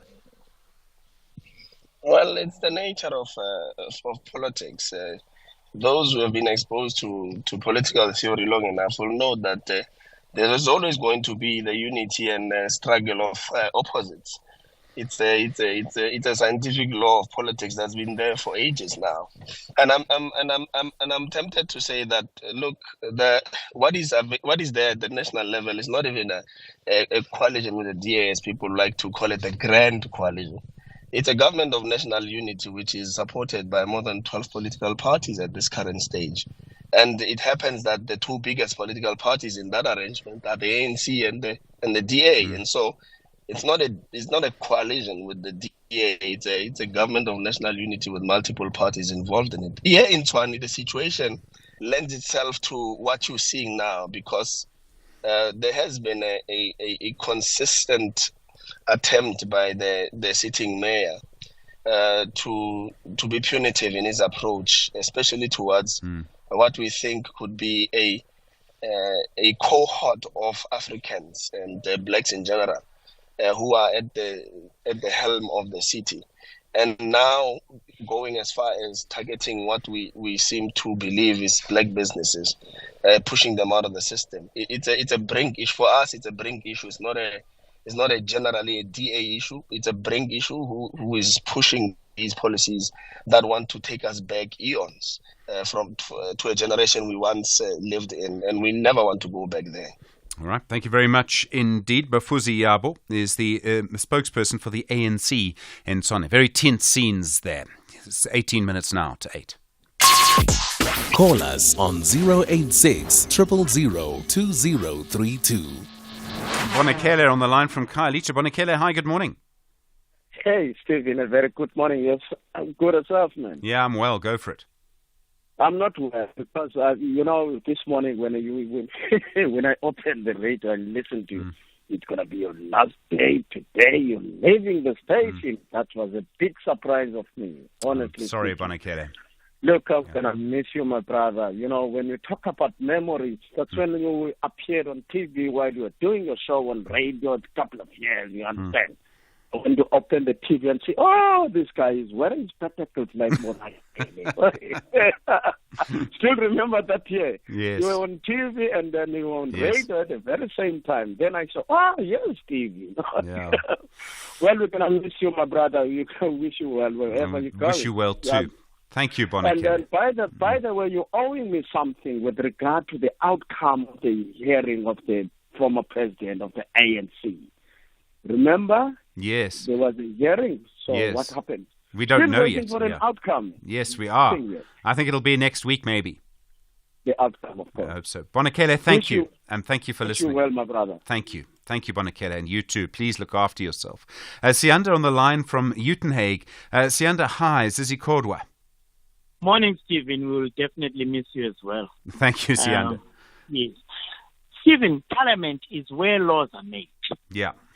And I think South Africans are missing the opportunity of exercising that which was created by Parliament. That one is innocent until proven guilty. What we have a challenge in this country is a case hanging on in the justice system for over 3 years. But what South Africans must understand is, one, whilst you are a politician, you are making a living for your own family. What happens when one is found not guilty and he doesn't have any place to work for? But That's what I'm Sianda, saying. Zizi Kodwa was only charged before the election. He wasn't charged before that. I mean, we heard Exactly. testimony. Yeah. I don't dispute that, Stephen. What I'm saying is, Parliament is where laws are made. Yeah. And in this country, we are saying one is innocent until proven guilty. I'm saying here, as a South African, I don't agree with the corruption. Yeah. Anyone who is employed, they know if they are suspected of having done something wrong, they are suspended in their places of work. And thus, they are not losing out on their income. One, we should exercise and patience in people enforcing that we are saying in South Africa, law are laws, and one is innocent until proven guilty. What happens when we say, don't go to Parliament because you have these allegations, and then after they are cleared, what happens then? Yeah, no, I hear you. Sianda on the line from Uitenhage has been one of the big issues about all of this. Robbie on the line from eThekwini. Hi, the situation in Tshwane. Robbie? Hi there, Stephen. Good morning. Morning, Can you hear me clearly? Yeah. So just a statement, and whilst it's the Tuan issue in particular, but I think it's a statement that rings true for most of the municipalities around the country, is that a lot of these political parties are very quick to, throw up a fuss when a finger is pointed at them in terms of the corruption that's leveled against them. But very often you find their hands in the cookie jar. Very often it's contracts that are of high value that are put through to strategic people. A contract that should actually cost, 10 million ends up costing 100 million because of all the people that need to be taken care of. And we find this happening all the time. I don't understand how is it that people could blatantly lie. Well, I know how they could blatantly lie about it, but how they get away with it so often is really beyond me. Yeah. I've been in this public sector space for many, many years. We see it happening day in and day out. And it's not so much that, we don't know where it is. It's just the lack to prosecute, lack of will to prosecute. Yeah. No, and Robbie. until that changes, we're going to be going around in the cycle forever and a day. Yeah, Robbie, I have to agree. I mean, I think it really comes down to the criminal justice system. I do think that the NPA, from what I can see, there is no political pressure on it for maybe the first time in our sort of history as a nation state, and I think that's crucially important. But it is, we keep seeing the same kind of alleged corruption, and nothing happens forever and ever. So, Robbie, I think maybe the sense of frustration to an extent. 13 minutes now to 8. First in the morning, SAFM Sunrise with Stephen Grootes. Well, coming out of the election results, the formation of the coalition or the Government of National Unity or the Grand Coalition, many conversations about what to do next. Many people have talked about, should we have a sort of national dialogue? Former President Thabo Mbeki wants that. And particularly for some people on what I suppose you would call the left, what happens next. And I sometimes wonder if there's an argument here about definitions. Uhuru Moilwa has been writing about it. Uhuru is a member of the ANC, a former member of the ANC's Provincial Executive Committee in Gauteng, and a former Deputy Speaker and a former MEC. Uhuru, good morning and thanks for your time. Good morning to you, Steve, and good morning to your listeners. People talk about the current constitution, the current system, and they suggest it was a sellout or that it helps capital. And look, it's made some people, it's given them the ability to get richer. Inequality, I think, has increased since 1994. Where do we start with a national dialogue? Do we even need one? We actually need a national dialogue more than we ever did. The Constitution of the Republic of South Africa 1996 is a very great document.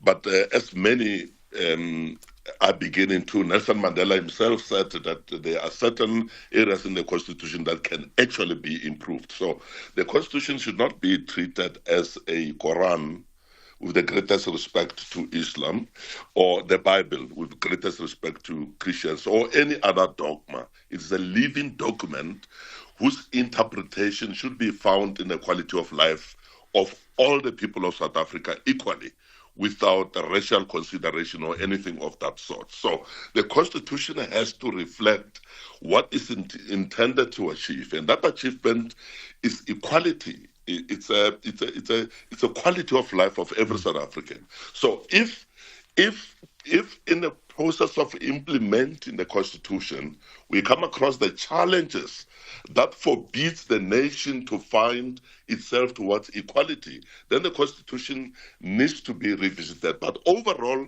we have one of the greatest constitutions in the world, and we must acknowledge the achievement of South Africa in this regard.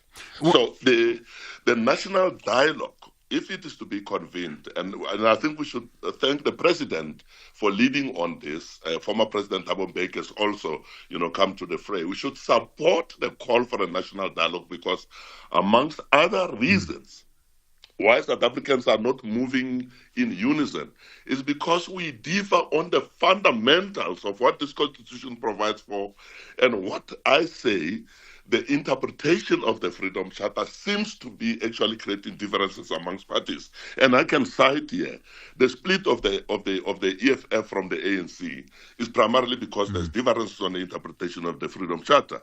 The split by MK from the ANC primarily is as a consequence of the differences in the interpretation of the Freedom Charter.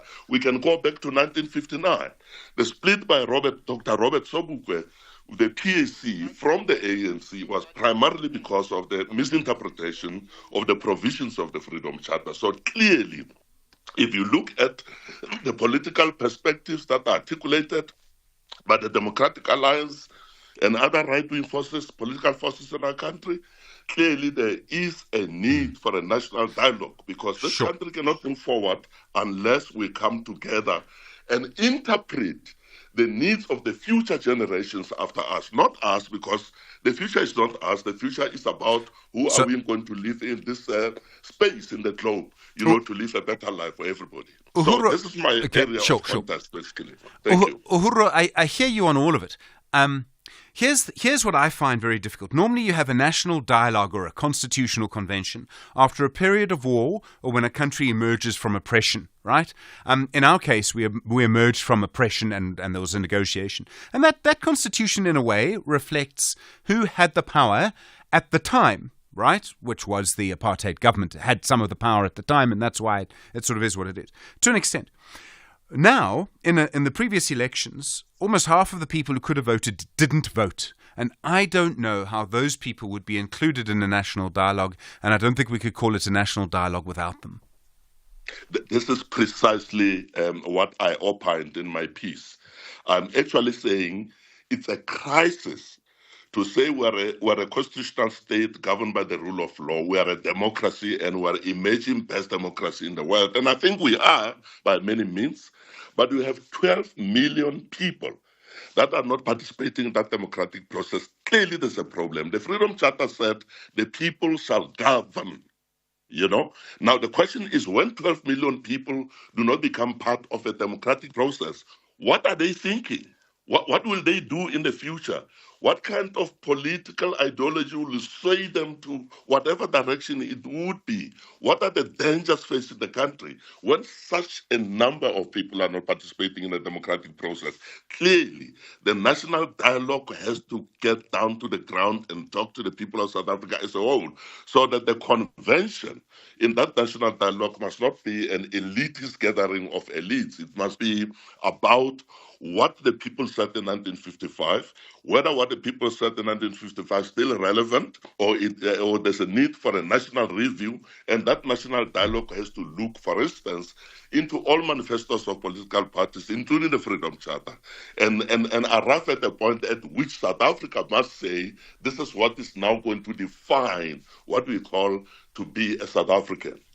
Uhuru Moiwa, thank you very much indeed. Just the beginning, really, of a very deep conversation. Speaking as a member of the ANC, 7 minutes to 8. SAFM, guiding you through the rush hour traffic. Some traffic lights out in Pretoria East this morning along Solomon Mashlangu Drive at Atterbury, and that's quite a heavy backlog, particularly if you're heading towards sort of Silver Lakes direction. Still with a breakdown before Giluli's and 12 and R24 routes heavily backed up in from Ekurhuleni side today.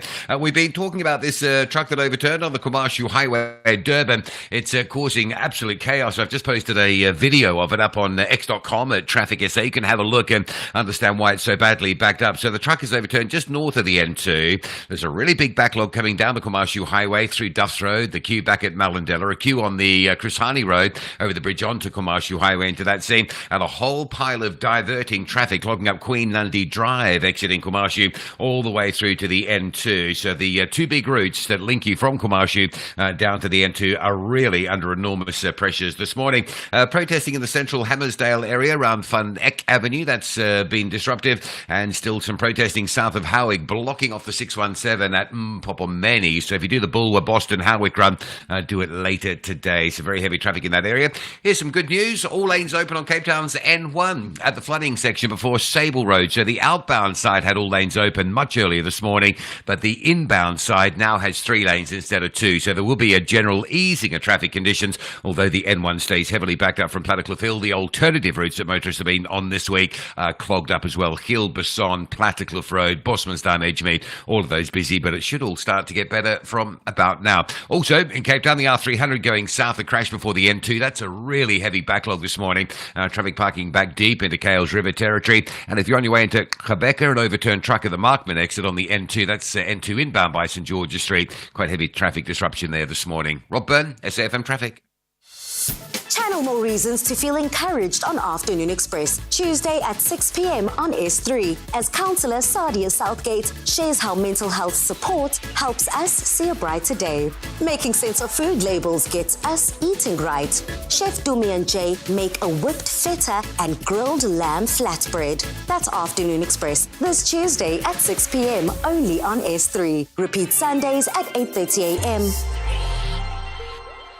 Real savings, real benefits. Here's what real clients say about OUTsurance. Hi, my name is Jackie. I'm 35 years old from Pretoria, and I only pay 691 Rand for my 2022 Ford EcoSport with OUTsurance Comprehensive. What makes the best car insurer? The best price with awesome service, right? SMS out to 30754 to see if you can pay less, experience awesome service, and see for yourself why OUTsurance was voted best car insurer by many publications and best car, home, and business insurer at the News 24 Awards for the past 2 years. I'm not surprised they won all the awards, because in my experience they are excellent. They walk the talk. They actually do what they say, and they follow through on their promises. SMS out to 30754 and see for yourself. Experience awesome. Go to outsurance.co.za for a 10-minute quote that could save you thousands. Licensed insurer and FSP. T's and C's online.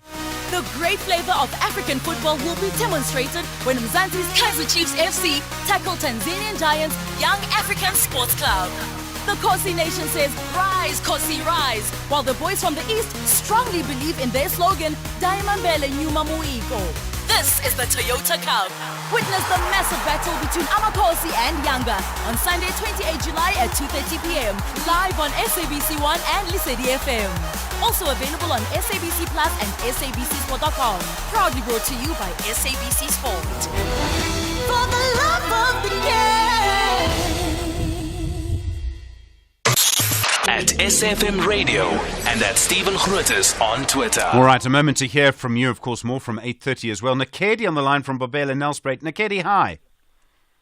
How are you? I'm well, Nakedi. Go for it. I'm going to miss you. I have got no much words. The only thing that I can say is I'm going to miss you. I'm going to miss you when you wake me up early in the morning. Oh. Thank you, Nakedi. Oh, my God. Nakedi, thank you. Sorry? You know, it's something that I don't want. I don't want you to go, but that's the nature of this world. You have to go somewhere else. It is. But honestly, from bottom of my heart, I'm gonna miss you. Nakedi, thank you. Really, thank you. On the line from Bombela. Andile in the Free State. Hi, Andile. Good morning. Good morning, Stephen. How are you? Yeah, I'm well, Andile. Go for it. Good. I just want to pose my comment as well to say we're gonna miss you. I am the person who was listening to your show every day in the morning when I'm going to work. Now, the SAPC, that's my appeal as well, to say I hope the executives are listening. This is an important show in the morning, especially when one is going to work. So we appeal that if maybe whoever who's going to be your substitute, we need a person who's going to be impartial as much as he or she can be. Neutral and the comments, they must be impartial because some of us, we are not biased. So if the management is listening, we appeal that, like I will make an example. I listened to SAFM the whole day. There was a guy, Aldrin St-Pierre. That guy was very, very, very impartial. Yeah. Another one is Oliver Dixon as well. Very, very impartial. Whoever who's phoning, the listener, those guys, they will never be take a side, when they commenting. Yeah, so that is our appeal because it's very disturbing in the morning when you're listening and then, even though you're not, biased, so it's very disturbing. So that is my appeal. Sure. Andile, thank you. On the line from the Free State. All right. About to move into the last hour now. Beginning to feel a bit real, I won't lie. Lots more to come. You with SFM leading the conversation. It's Friday morning. It's 8 o'clock.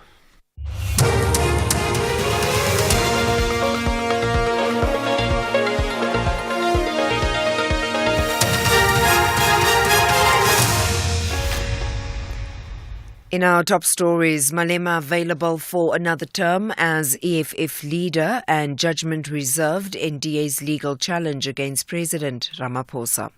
Good morning. EFF leader Julius Malema says he's available to serve as party president for another term. Malema has been at the helm of the EFF since its inception in 2013. His comments come as the party will elect its new leadership in the upcoming People's Assembly Conference in December. Malema was speaking during his interview with SABC News. Hey, yes, I'm available. Absolutely available. Anyone who comes to me coming to ask me that question, they must know answer is yes. I will wait for them to come. But all I'm saying is that I always subject myself to the democratic scrutiny of EFF structures. And that democracy has worked for the EFF as we go to celebrate 11 years of the EFF. Judgment has been reserved in the DA's legal challenge against President Cyril Ramaphosa over his address to the nation on the 26th of May, 2 days before the general elections. Yesterday, the party argued in the electoral court the president abused his power and public funds to garner votes for the ANC. Counsel on behalf of the president in his capacity of head of state submitted the former opposition party did not properly interpret the provisions of the legislation on which the party has relied. Advocate Nwako Maineche argued that the Act only makes provision of an abuse of power but not an incidental benefit for the ANC. If the president used the occasion for a proper or authorized purpose, but it could incidentally also benefit the ANC, one can't say there is a prohibition. But I accept that if one isolates one statement, it's possible that that statement could be seen as one that might incidentally benefit the ANC or benefit his government. That might not be what he set out to do, but incidentally, in one sentence, there might be a benefit for the ANC. That's not the prohibition. The prohibition is an abuse. A former auditor of the South African Revenue Service, SARS, has been sentenced to 20 years in prison by the Specialised Commercial Crimes Court sitting in Palm Ridge. Monica Pretorius was employed as an auditor at SARS in Alberton on Gauteng's East Rand. The 55-year-old was found guilty on multiple counts, including fraud and corruption. Horisani Sitole reports. Pretorius was convicted in July last year. The 55-year-old's conviction relates to her acceptance of gratification from co-accused Cornelius Craig in exchange for her role in facilitating a fraudulent VAT refund claims amounting to 54 million rand at SARS. Craig pleaded guilty to some of the charges in 2018 and was sentenced to 20 years in prison. Pretoria's lifestyle and absenteeism from work, combined with regular unpaid leaves that she was taking, alerted the authorities to the scheme. The chairperson of the Lotus Attridgeville Salisville Civic Society, Tsepo Mahlangu, says they support calls for Tshwane Mayor Celia Brink to be removed from his position. This after the ANC in Tshwane announced its intention to call for a vote of no confidence against the mayor, saying it was confident the motion would prevail despite the numbers being against them. Mahlangu says since Brink took over the city, townships are not being catered for. As the residents' organization, we are deeply concerned about what is happening in our capital city, in a sense that we want to see the stability. We are not a political lobby group, so we want to be very careful when we comment on issues that are raised by politicians. However, the crux of the issue in the capital city is that there is no service delivery in townships, and that is solely going to be blamed on the DA-led coalition. The ANC is correct on that one because there is no service delivery in townships. We are not catered for. And finally, the U.S. Vice President Kamala Harris says she told the visiting Israeli Prime Minister of her serious concerns about the scale of suffering in Gaza and forthright comments days into her presidential election campaign. Harris says she told Benjamin Netanyahu of the need to end the war through a ceasefire and hostage deal.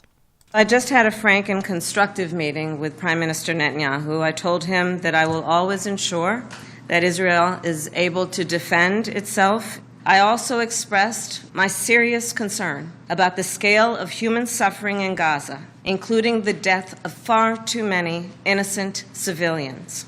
And I made clear my serious concern about the dire humanitarian situation there. Recapping the top story, EFF leader Julius Malema says he's available to serve as party president for another term. Malema has been at the helm of the EFF since its inception in 2013. For SAFM News, I am Anne Musa. A very good morning to you. In your SFM sports headlines, the Sports Minister, Gayton McKenzie, is rallying support for South Africa's Olympians.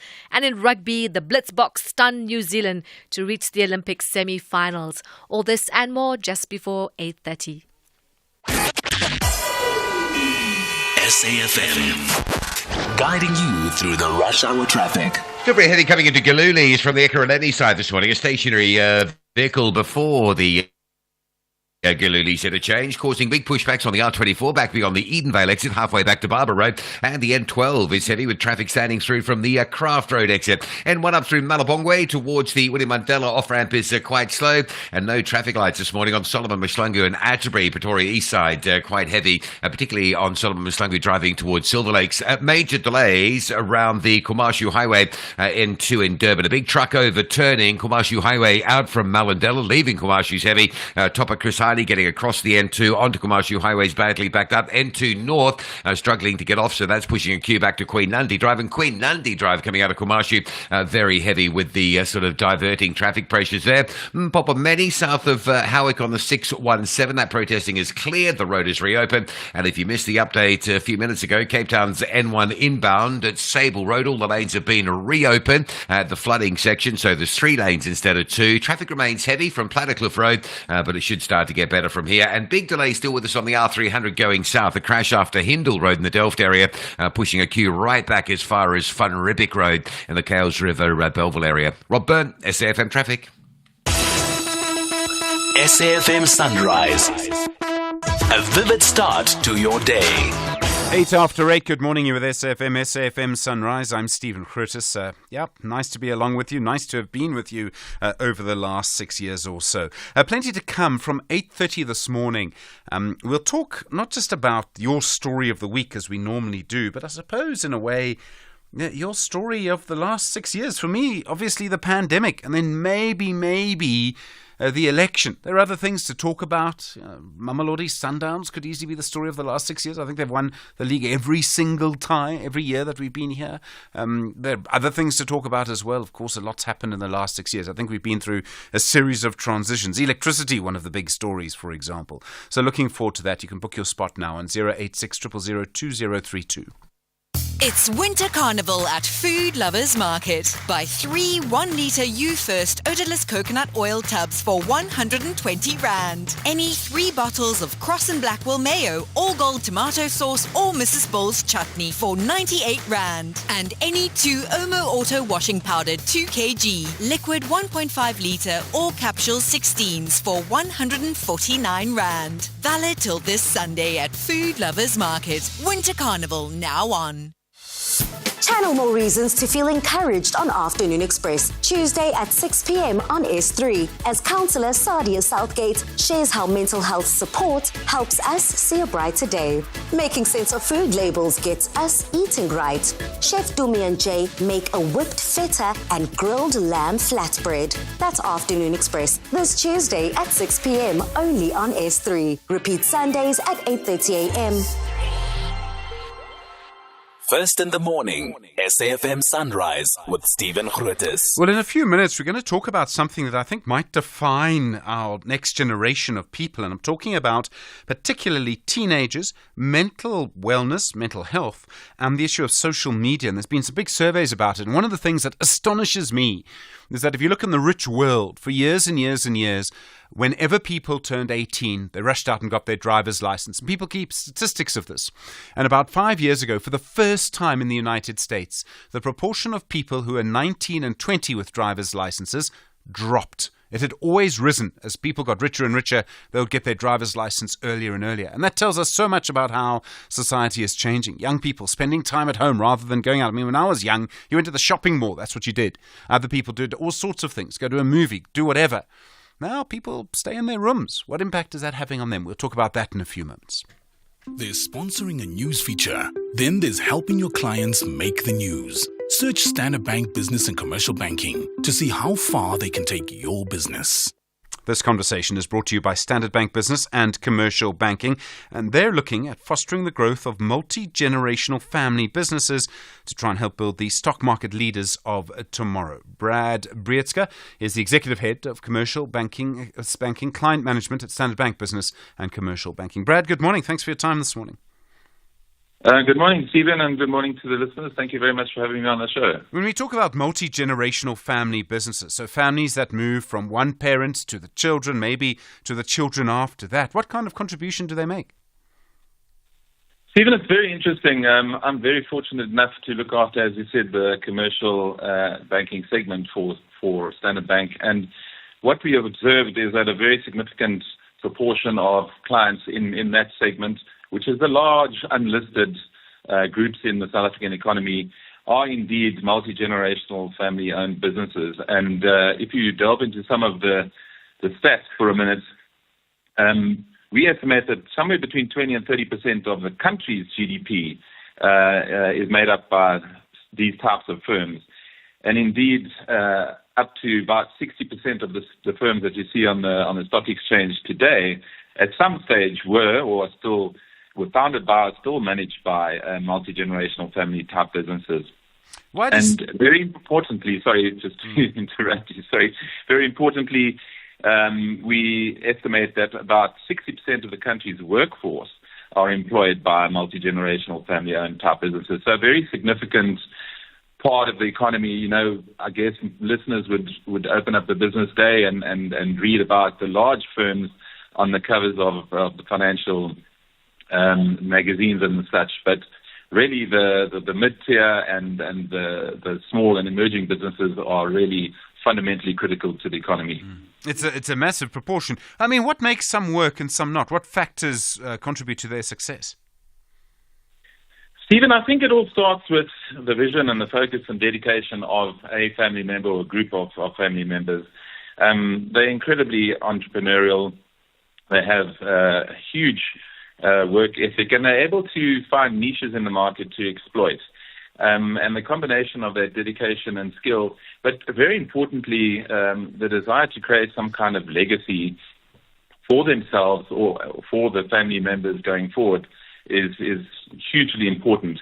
And in that, we also see that, it's obviously all these firms have got a strong desire to succeed and be highly profitable, but there is very much a desire to make a difference and create some legacy, as I've said. And I guess if you want to delve into some of the success factors, one of the key things, I suppose, is when businesses do grow and become much more sophisticated, the ability to adapt and put in the right types of structures also becomes fundamentally important. So it's a combination of that focus and resilience at the beginning, the ability to see the opportunities and exploit them and adapt as the businesses become more sophisticated and grow. And how do you support family-owned businesses? How does Standard Bank help their growth and expansion? Stephen, I guess apart from the obvious, supplying funding and enabling firms to transact effectively and with all the normal set of products which you would assume are standard, I think we try to differentiate ourselves by being able to grow with these firms and provide strategic advice. Standard Bank, as you know, is present across many different markets on the African continent. We try to assist firms to expand across borders, adapt to changing market conditions, and then also, as I referred to earlier, to professionalize businesses as they do grow. A key thing as well is to consider, wealth and estate planning to ensure seamless ownership transfers across generations. And then another thing that we find really important is that we have very specific sector focuses. So we've got particular expertise in sectors that we think are really important, and we provide capability and expert advice in those particular sectors. I think the other thing to also highlight is that we're in a very highly digital age, but we are very deliberate of providing managed model. Although we fully embrace the digital tools that we need to afford, we still think that we are usually, albeit the relationship model. That we particularly in segment that go bank with people. Brad Brietzke, we'll have to leave it there, I'm afraid. Thank you very much indeed. Executive Head of Commercial Banking Client Management at Standard Bank Business and Commercial Banking. That conversation brought to you by Standard Bank Business and Commercial Banking. There's listening to the news. Then there's making the news. Grow your business into the next big thing with Standard Bank Business and Commercial Banking. When you choose Standard Bank Business and Commercial Banking, you get access to our business solar loans. Accessing our business solar loans means you get connected to the right supplier for your business and the most feasible tailor-made financing solution. And that financing solution means 8,760 hours of uninterrupted power for your business, sourced directly from the African sun. You see, there's going green. Then there's going green with us. Search Standard Bank Business and Commercial Banking. Standard Bank is an authorized FSP and registered credit provider. T's and C's apply. Call us on 086 000 2032. 17 after 8, a moment to hear from you. Bond in Gqeberha. I hope that I'd hear from you this morning. How are you doing, Bond? Yes, good morning, Stephen. I'm very fine. Fine and sad at the same time. I just wanted to say, man, there are three things that are very painful in life. The first one is separation. Comes failure and then rejection. Yeah. For the general leadership, listenership, I would like to say we're feeling the first one of separation from you today. Thank you, Bond. But I'm going to miss you.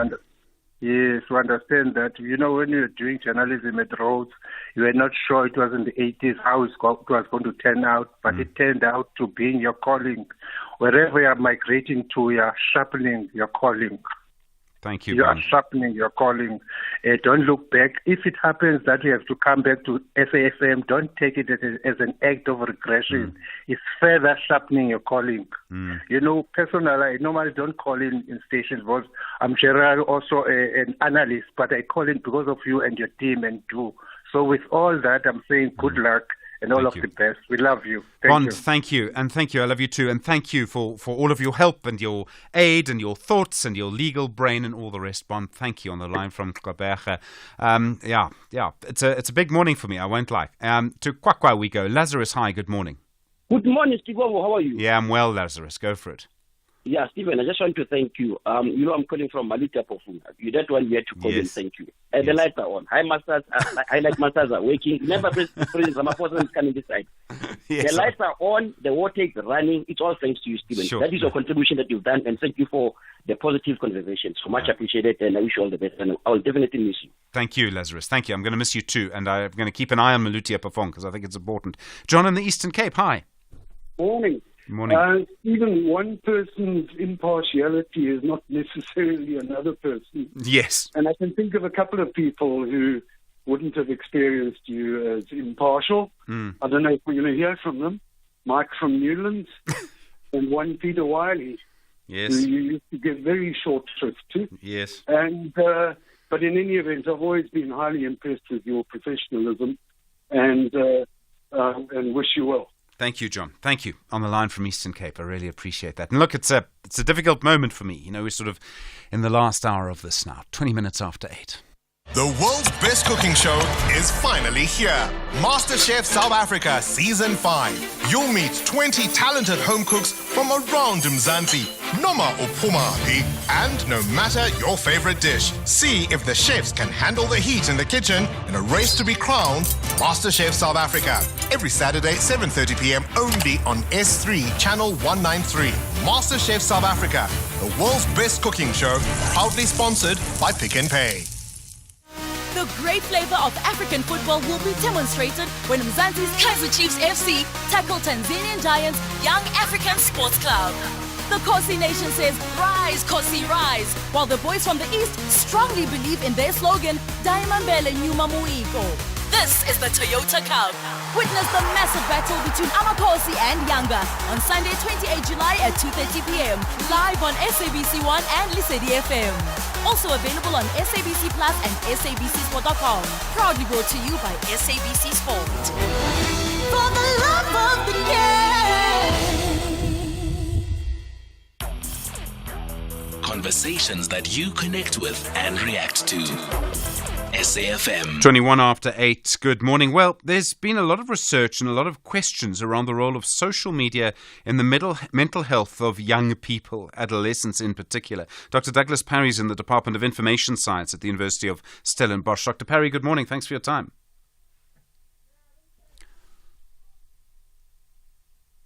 All right. Unfortunately, not available for us. We'll work on that story. 22 after 8. First in the morning, SAFM Sunrise with Stephen Grootes. Well, let's just very quickly get an update on the situation in the Western Cape, because there are big concerns. There's some more weather warnings there about what might actually happen. And of course, we've seen the huge issues in the last couple of weeks. Colin Dana is the head of disaster management in the Western Cape. Colin, thanks for your time again. What are you looking at? What kind of forecasts are you seeing? Good morning, Stephen. Yes, so we've had a good week. You know, we had a couple of days without rain, but then we did receive a warning coming in from tomorrow, strong winds. So it's a warning for winds, a level 5 warning, and then also a level 5 warning for disruptive rain on the western side. So I think, as we all know, these last three or 4 weeks, we've had significant rain in that area. So we're already looking at saturated ground. Now, this is generally, our winter rainfall season. So it is a time that we get rain, and a warning like this is generally what we would get in this time. But because we've had as much rain as what we've had up to now, it's cause for extra concern. I mean, the problem is that it's the saturated ground, right? That means any rain basically causes a flood, and that's the problem. That's the problem at the moment, yes. So there's had to be a lot of work done this last week in the city to prepare. As I said, fortunately, we've had a little bit of opportunity to just do some work around informal settlements and around some of our rural areas, and then also on our rivers. But yes, I mean, it is going to create problems for us, and we've been preparing for this throughout this week, really. Are you able to make any sort of preparations? I mean, is there anything you can do after everything that's happened? I mean, and an awful lot has happened in your province. Yes, I mean, you need to do what is possible. So there's been a lot of work with Department of Water and Sanitation's hydrology people to work on river levels and releasing water in dams. There's been a lot of work done by the city just to open in specific areas where there's been flooding. Recall with the traffic reports, there's been quite a lot of challenges on the N1 coming in. So all those areas have got quite a lot of attention. And then yesterday, we met with the provincial top management. So, all the heads of departments, the Director General, have basically placed this at a very high alert level so that we could get access to whatever resources we need, immediately. Not that we can't in other situations, but this has been given a higher priority. Colin Dana, thanks very much indeed for always being available. Chief Director for the Western Cape Disaster Management. And again, people watching the weather there very closely. 25 minutes after 8. This is SAFM Sport with Zai Khan. Zai, good morning. Gordon McKenzie loves being sports minister. Oh, he does indeed. He's relishing it. He's now said, please, as much as he's promised additional incentives for Team South Africa at the Paris Olympics. He's spent 5 days in Paris. He's now urging South Africans at home to rally behind the team. Moni Baizani, support your people. Let me tell you, don't come here with your negativity. Support our athletes. They are here. They've made it. Many countries have not had the amount of people that qualified. In Olympics, just qualification is already a big step in the right direction. So our people, let's show them we are South Africa. We are the best team in the world. We are South Africans, and we're going to shock many in this Olympics, and I'm totally positive. Meanwhile, the South African Sports Confederation and Olympic Committee, SASCOC, the president, Barry Hendricks, is reluctant to predict the number of medals Team South Africa might win at the upcoming Olympic Games. His main goal is for the team to improve upon their performance from Tokyo. Our target has always been to be better than Tokyo. And there we received 3 medals. So if we can increase and improve on that, that's our first goal. We have several prospects in the athletics and in the swimming and in the other codes of sports. I mean, if you look at surfing, we managed to get a silver at Tokyo. So the options are open. We're not going to put any pressure on the athletes, and we expect them to deliver when the time comes. And you can catch all the action live on SABC Sport. Now, in a thrilling quarterfinal at the Paris Olympics, South Africa's Blitzbokke, led by captain Selwyn Davids, defeated New Zealand 14-7. Davids scored the first try and assisted the second, while Tristan Lates converted both tries. The match was defined by the Blitzbokke's extraordinary defence, with Davids making crucial saving tackles. Despite New Zealand's relentless pressure, the Blitzbokke held firm to secure their place in the semi-finals. They'll face France, who triumphed over Argentina. With this victory, the Blitzboks have a real shot at an Olympic medal. And finally, as I wrap up today's sport, I have a special note. My esteemed colleague Stephen, we all know you're claiming it's to escape the early mornings, but we suspect it's actually you can spend more time cycling up and down the beautiful hills here in South Africa. I will. I'm going to. I'm absolutely going to. But in all seriousness, Stephen, it's been an incredible journey. I think working with you, we'll miss your dedication and the fact that you arrived here before sparrows fart. Every morning. To say that every morning. And we'll miss you. Don't forget to wear your helmet, and may the wind always blow at your back. So Thank you. Onwards and upwards to new adventures, okay? And here's to your future. Right. Thank you. And you've been with us, I think we've been going for about 2 months when you joined us. Oh, wow. Yes, That long? And it was such a revelation. So Zai, thank you for always being with us. I'll never forget, and I'll talk about it a bit more later, but there was a small team of us that always say we did the pandemic together, if you remember. And that really was a tough time, an important time. I thought a very important time for the nation. I'm very proud of that time. But Zai, thank you for being with us. Thank you for being a big part of it. Thank you for being a big part of SAFM Sunrise. 2 World Cups. It's been a wild ride, It's been a wild ride. So thank you for everything. Thank you. I wouldn't change anything. Onwards and upwards. She says that now. Zai Khan. Thank you very much. Really appreciate it. Massive contribution from Zai Khan over the years to SAFM Sunrise. All right, so we'll move into the last half hour now, and we'll hear from you. And it's really about your story of the last 6 years. What for you stands out? I have a few of my own, I won't lie. A few moments, I think. I can think of the pandemic. I can think of the first World Cup, the second World Cup. I can think of Mamelodi Sundowns, Mamelodi Sundowns, Mamelodi Sundowns, Mamelodi Sundowns, Mamelodi. It was 6, right? Wasn't it? Yeah. I can think of that. I can think of the last elections, for example. So yeah, there's a lot to sort of think about. What for you stands out over the last 6 years? 086 000 2032. That is the number, and this is your moment as well. And things will get back to normal, I suppose, at around 9 o'clock. So it's going to be that kind of half an hour. Zai Khan, I really appreciate it. Thank you very much indeed. You're with SAFM, coming up now to 8:30. Good morning. In the headlines, government says if it's unable to reduce its debt by cutting down on borrowing, its expenditure on service delivery will always remain affected. EFF leader Julius Malema says he's available to serve as party president for another term. Malema has been at the helm of the EFF since its inception in 2013.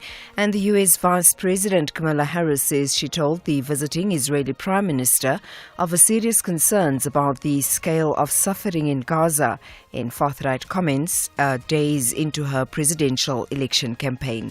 I'll have details on these and other stories at 9. SAFM, guiding you through the rush hour traffic. Well, still very heavy coming into Galulis this morning at 12:24. It's badly backed up. It's that stationary vehicle. It's been there. A good couple of hours, maybe 2.5 hours already. Big queues, R24 from Barber Road, N12 standing from Craft Road. If you're on the N12 heading down towards the Vaal exit, approaching the 59 Reading interchange, there's a delay, a crash, pushing a queue back as far as 4 Trekker Road. So that's quite slow. Durban, trying to avoid the Kumashu Highway, particularly coming out of Kumashu, but also heading in towards Kumashu's big delays as well. Truck overturning, major truck crash there. Kumashu Highway from Malandela towards the highway's badly backed up. N2 North will struggle to get off of that Kumashu exit, and Queen Nandi Drive taking a bit of diverting pressure this morning. Queen Nandi out of Kumashu down towards the N2 is busy. The N2 running north stays heavy for this hour between the cement factory and Westwood Mall. Crash around Spaghetti Junction, backlogging things there. Cape Town very heavy. This is the one that we've been asking you to avoid all morning. The R300 south, a crash after Hindle Road, pushing a queue right back to Van Riebeeck Road, right back into that sort of Kales River exit territory. It is bad. Come off at Van Riebeeck and take the alternative routes going south. And then the flooding on the N1 inbound has got an extra lane open, so 3 lanes have been restored at Sable Road, although interestingly it remains pretty heavily backed up coming past that with a queue from Platterkloof. Rob Byrne, SAFM Traffic. Stephen Grootes on SAFM. So the doors just opened into the studio at 28 minutes now to 9, and two people have walked in. And you know, it's not very often one gets to take over the microphone when your bosses are in the studio. That doesn't happen very often. Andile Mwale is acting, executive, boss, my boss, the person I respond. Tony Sigler is his boss. I can't even remember the titles. Gentlemen, good morning. Good morning, Stephen. Morning, Stephen. How are you? I'm well. Why are you here? Why are you here? Not for long. That's a great one. Yeah, man. Geez, the day has arrived, eh? Yeah. The day has arrived. I've been dreading it. We've all been dreading it. And good morning to you. Good morning to the team. Good morning to the listeners.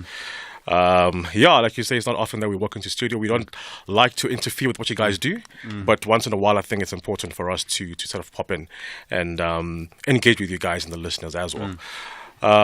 We have been having conversations as you're aware, and really on behalf of the station, the SABC, our radio division heads, When the letter came in or the email came through, I think I was aware I was in Durban.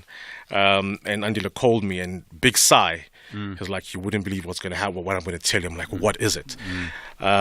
Stephen is leaving us. What do you mean Stephen is leaving us? What, is he going on holiday? Where is he going to? He says, no, he's leaving us for good. And I was like, goodness gracious. Luckily, he was coming down to Durban as well. So when he arrived, we sat down, and I think that day was when the letter came through.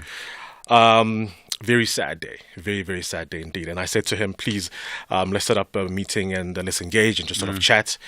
And I think the first thing is to really, again, thank you for being able to lead a conversation over the past 6 years. I know you have sort of a love-hate relationship with some of the listeners. I love them all, really. Mike from Newlands. It's been a massive 6 years. I think one important thing as well is that people don't realize how much talent like yourself sacrifices for what you guys do. It's a massive job to wake up every day to do what you do. We were talking, and I think not to spend enough time, but you were talking about how you haven't been able to take your kids to school in a while. Yeah. And that, as a parent, that hit me very, very hard. And to know that you are going to be in a position where you can do that. People listen to you on the radio taking their kids to school, and they don't realize that you sacrificing your time being here. And that goes for all of the talent that does morning radio. But it's been a lovely ride over the past 6 years. And again, on behalf of SAFM, radio in general, the SABC, we were talking with the heads of radio last week, and they were talking about how much they're going to miss you. Some of the managers, our HR manager, whose office is right next to mine, I was chatting to him yesterday, and he was saying he doesn't know if you're going to listen to SAFM in the morning anymore. I'm like, no. Yeah. You pay our salaries. Yes. So Stephen, thank you very much for your hard work. Thank you for your diligence. Thank you for at times whipping when you have to. And I think the conversations we've had have been heard, and the stuff that we certainly are proud to have you be with us. And as I say, it's not necessarily it's a goodbye. Yeah. See you later. And the doors are always open, and I'm sure we're going to be crossing our paths very soon. I'm keeping this recording. Has anyone noticed? And so we'd like to just present you with the certificate. It's a big certificate. Look at that. which really reads, Certificate of Appreciation presented to Stephen Grootes for your dedication and contribution to SAFM in leading the conversation from April 2018 until July 2024. Andile, you can do honors. Thank you, Andile. And I'm not a flowers guy, but... Neither am I, but my wife will know what they are. Thank you so very much. Thank you so much. Thank you, Tony. Angelo, over to you. Andile. All right. You first. Okay. Go. As I wrap up, we are going to miss you, Stephen Grootes. It's been an interesting couple of years working with you. But outside of that, I am going to miss the sting when the show starts, when we say first in the morning. Yes. And not hearing that on Monday is going to be quite different. And knowing that this is the end for Sunrise, but it is not the end of Stephen Grootes, and that our paths will cross again in the future. on the other side. Andile, thank you, and Tony, thank you for your kind words, and thank you for everything. SFM, and I'm going to say this while you're both here. SFM is a radio station that must be fought for. It is important. It is vital. I've said many times that, in my view, it's probably got the most diverse audience in English language radio, and for that reason alone, it must be fought for. Absolutely. Andile, and people won't know this about Andile's job, but it often requires answering the phone late at night to deal with the crisis. So thank you. The times when I've phoned very early and said, and then you've been able to talk about it and sort it out. So thank you for all of your support. I know it's been a very, very interesting few years. So, gentlemen, Tony, Andile, thank you very much. Thank you, Stephen. All the very best for the future. Thank you. And looking forward to see you again. I get to have my sleep back. Not at all. Cake later. Tony Seglo and Andile Mwale. My bosses here on SAFM, can you believe, in the studio. First in the morning, SAFM Sunrise with Stephen Grootes. Dude tells me I must go to caller 6. Caller 6, good morning. It says here your name is Kathy. Do I know you?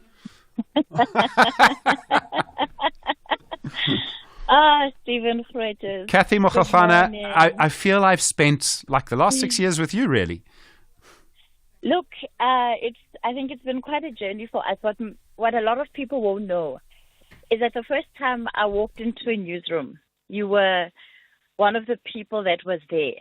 And so you've literally watched me throughout my entire career. You used to look over my shoulder, edit my stories,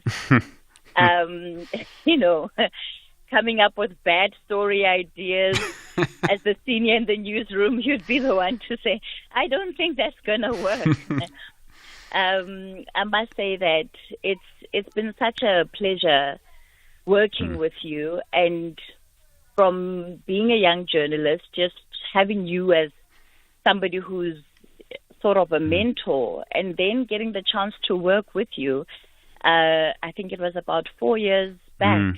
It started off on TV, and then coming to work at SAFM. And, it was a big step for me when the station brought me on board. But you've always been there as somebody really solid, who not only sets the tone in the morning for the entire station throughout the whole day, but just as a friend, somebody who I can call and bounce ideas off, and just know that, if there's something that's up, I know Stephen is going to be able to have a conversation with me, and he'll be honest with me.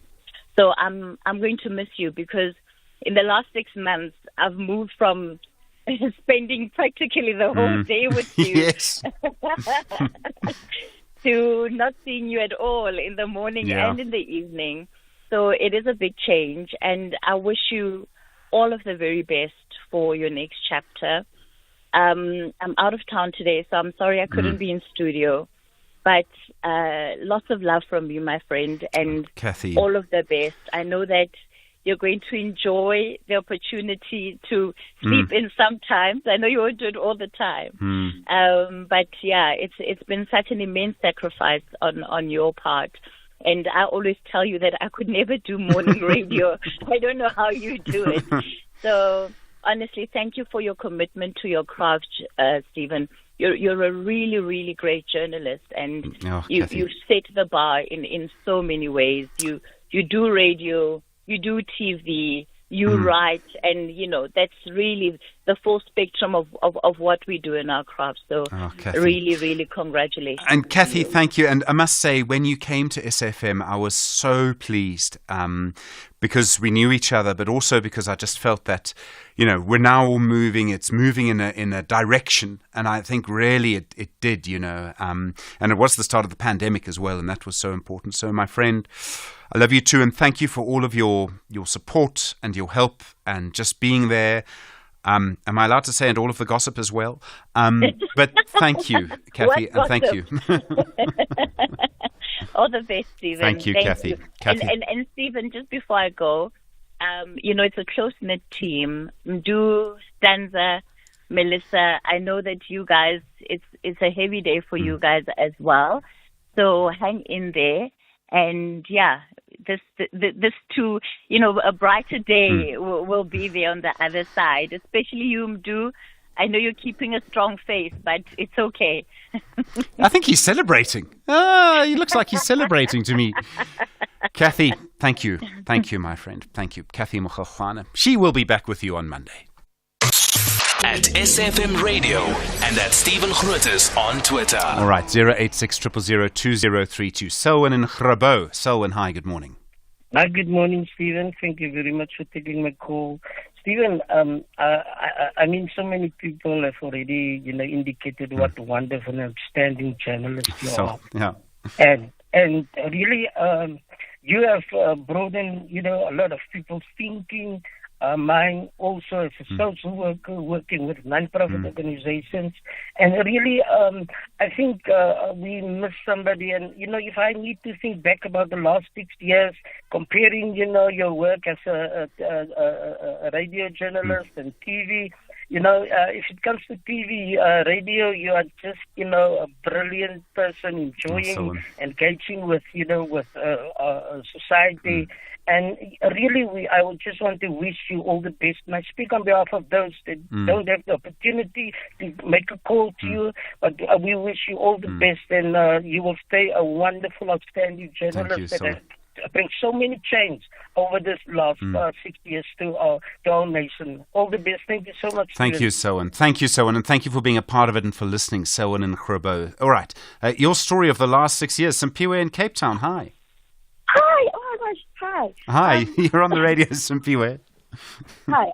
So I'm one of your younger listeners. I'm 21. So basically, my dad used to drive me to school, and when he drove me to school, he would always put on your show. And it's how I got interested in news and politics, and we always used to chat about it. So thank you for that. And I got so much to chat about with my dad. But more even so, it influenced my decision to study journalism because someone needs to ask the hard questions. Someone needs to investigate and probe. So thank you so much. I'm one of your biggest fans. So thank you so much. And yeah. Simpiwe, thank you, and good luck with the journalism. It's a noble profession. I mean, sometimes you've got to do all sorts of things, but I agree, it's so important. So I think you're doing the right thing, and thank you. Thank you. And regards to your father, please. All right. Thank you, Simpiwe on the line from Cape Town. Oh, that's lovely. Thank you. Shepherd in Cape Town. It's stay in Cape Town. Shepherd, hi. Good morning. Hello, Stephen. It's my first time being on radio and calling in. Welcome. Yes. I'm one of those listeners who's always sitting in the benches and listening to conversations. And the first time I hit the dial for SAFM, I came across your show. I just want to say you have been offering an impeccable service. I mean, your impartiality towards discussions and open-minded is very intriguing. So as a journalist, you really are touching lives. I'd like to wish you well in your future endeavors. Thank you. Thank you, Shepherd. Yes, I drive with my kids every day, going to work. Dropping my kids, sometimes I sit in the basement. I'm not going into the office listening to your show. That's it. I'm so glad to hear that.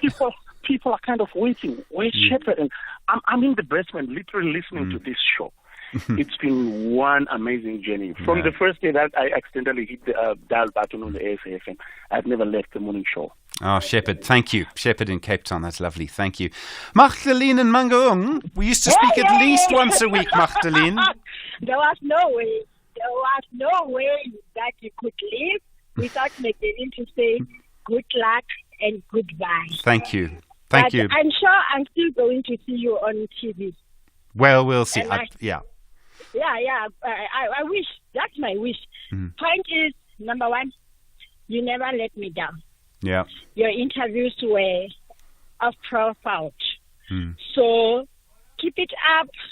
South Africa need you. Most, I want the point of accelerating national dialogue was still there. And the children to be identified, the talents of the children to be identified in early age was still there to grow South Africa, to bring a better South Africa. Stephen, good luck. Thank you, Magdalene, and thank you for calling. Really, I've really enjoyed hearing from you on the line from Mangaung. I'm going to miss you. Thank you. Line 5, Mdu says. Who's this? Leander. I know a Leander. Leander, good morning. Stephen, are you good, my brother? I'm good. How are you? Hey, man. Bittersweet, man. Bittersweet. Yeah, we miss you, you know. I know, Stephen. I know. I likewise. But, Stephen, listen. For me, just have to say to you, congratulations and thank you so much for being such an integral part of our lives for the past 6 years. And it's been an absolute honor of mine to have worked with you, albeit a very short time, but hey, man, you know, the value that I got out of it, it's absolutely something I cannot be able to quantify. So thank you so much. And I know wherever you're going to give it your best like you've always done. You're going to be friendly, you're going to be courteous, you're going to be professional like you've always been. Thank you so much, Stephen. Leander, thank you. And thank you for calling. Thank you, Leander. Leander Mahome, of course, used to read news on our show, used to do the diary every morning, and used to receive lots of text messages from me in the morning too. He used to communicate all the time. Leander, so nice to hear from you on this day particularly. Thank you. Is it Francois or Francis in Durban? Hi. It's actually Francois. Francois, good morning. Yes. Good morning, Stephen. I want to say that the moment I will remember over these last 6 years is today, because it's one of overwhelming sadness to see you go. Oh, thank you. And I want to say that your qualities, you know, are many and they are intangible. And I wish you strength and a wonderful road ahead. Thank you, Francis. And thank you for listening and thank you for being a part of it. Thank you. Francis on the line from Durban there. Kanti on the line from Cape Town. Kanti, hi. Hi, Stephen, and how are you? Well, it's getting to a difficult moment for me, I won't lie. I know. Stephen, I just want to thank you, man, for being there for us. Mm-hmm. You remember that day I called you complaining about the treatment that my granny was given at the hospital in sex room. Yeah. And my granny was helped through you, Stephen. Yes, I do remember that, yeah. Immediately after that, the minister called and resolved the problem. Yes. I just want to thank you for everything that you've done for me personally and also for my family. Stephen. No, of course. And it wasn't me, it was SAFM. But thank you. It was. Thank you. It was SAFM through you, Stephen. Yeah. And we thank you for that. Thank you. And I hope your granny is, your gran as well. So many difficult stories that come out during the show. You know, so many important stories. Katu in Midrand. Katu, hi. Stephen, I'm crying. Katu. Come on, dude. Can't we give you a counter offer? Not one. Stephen, you have served this country with distinction. You've served SAFM listeners. And you know, on another point, you have been the point of so many fights with my wife. Because when I drop off my son at school, I sit in the car for an extra 30 minutes, and I find that she's soured, she's put on makeup. And she says, "Are you having an affair?" I had to confess. I said, "Yes, it's Stephen Grootes." Katu, our love will dare not speak its name, but we'll always be together. Thank you. Always. Take care. Katu, thank you so much. Well, your wife will be celebrating Katu in Midrand. 10 minutes to 9. SAFM, guiding you through the rush hour traffic. Still very slow coming into Galulis, N12 and R24 routes. That breakdown is still there. R24 parking back towards Barbara Road. That's a problem in for the airport, and the N12 from Craft Road. Also just up the road, the N3 North, a collision at Modderfontein Road, slowing things up from Edenvale, and a collision near the Woodmead off-ramp on the Mike 1 South, slowing traffic into Sandton today. Avoid the Kumashu Highway, heading down towards the N2 from Kumashu in towards Durban, a big truck crash scene. It is also having a bad impact on the N2 North, wanting to off-ramp at Kumashu, so maybe off-ramp at Queen Nandi and get into Kumashu that way. In Cape Town, a major delay on the R300 going south. This collision has also been with us all morning, just past Hindle Road in the Delft area. Traffic is severely backed up all the way to the Faribik Road exit in the Cales River area. And as I wrap up this report, I need to also add my voice to the chorus of callers this morning that are wishing you all the best, Stephen, for the future. It's been an absolute pleasure to work with you, and I really do wish you all the best. And I can say a lot, but no more than what the people have been saying over the last hour or so. It really is a fitting tribute to you and your time at SAFM. So all the best, and go well. The Serengeti, Located on the northern part of Tanzania, bordering Kenya on the north and Ngorongoro in the south. Home to the African Big Five and millions of zebras, birds and other predators. Serengeti 2 returns to the unspoiled corner of the Serengeti for more animal drama. There's humor, heartbreak, and nail-biting tension as new characters move in and familiar faces continue their stories. Channel your inner adventurer with Serengeti 2, Sundays at 6 p.m. only on S3. Open up. Yeah, we can do this. It's been a long time coming. This deserves to grow. It's a great business. If they don't like it, someone else will. And fund me so I can expand. Maybe I can offer them shares. I need to retain equity for staff. It's going to be good for recruitment. Yeah. Possible begins with that one great idea. When Telkom enables entrepreneurs to make their ingenuity a reality, we grow local economies. Telkom. Possible begins here. The South African hockey team will be highly focused on switching off any spark of attack from the Argentine in the women's Pool B clash. However, the South Americans have a vivid assignment to silence the African Queens. This is the Olympic Games Paris 2024.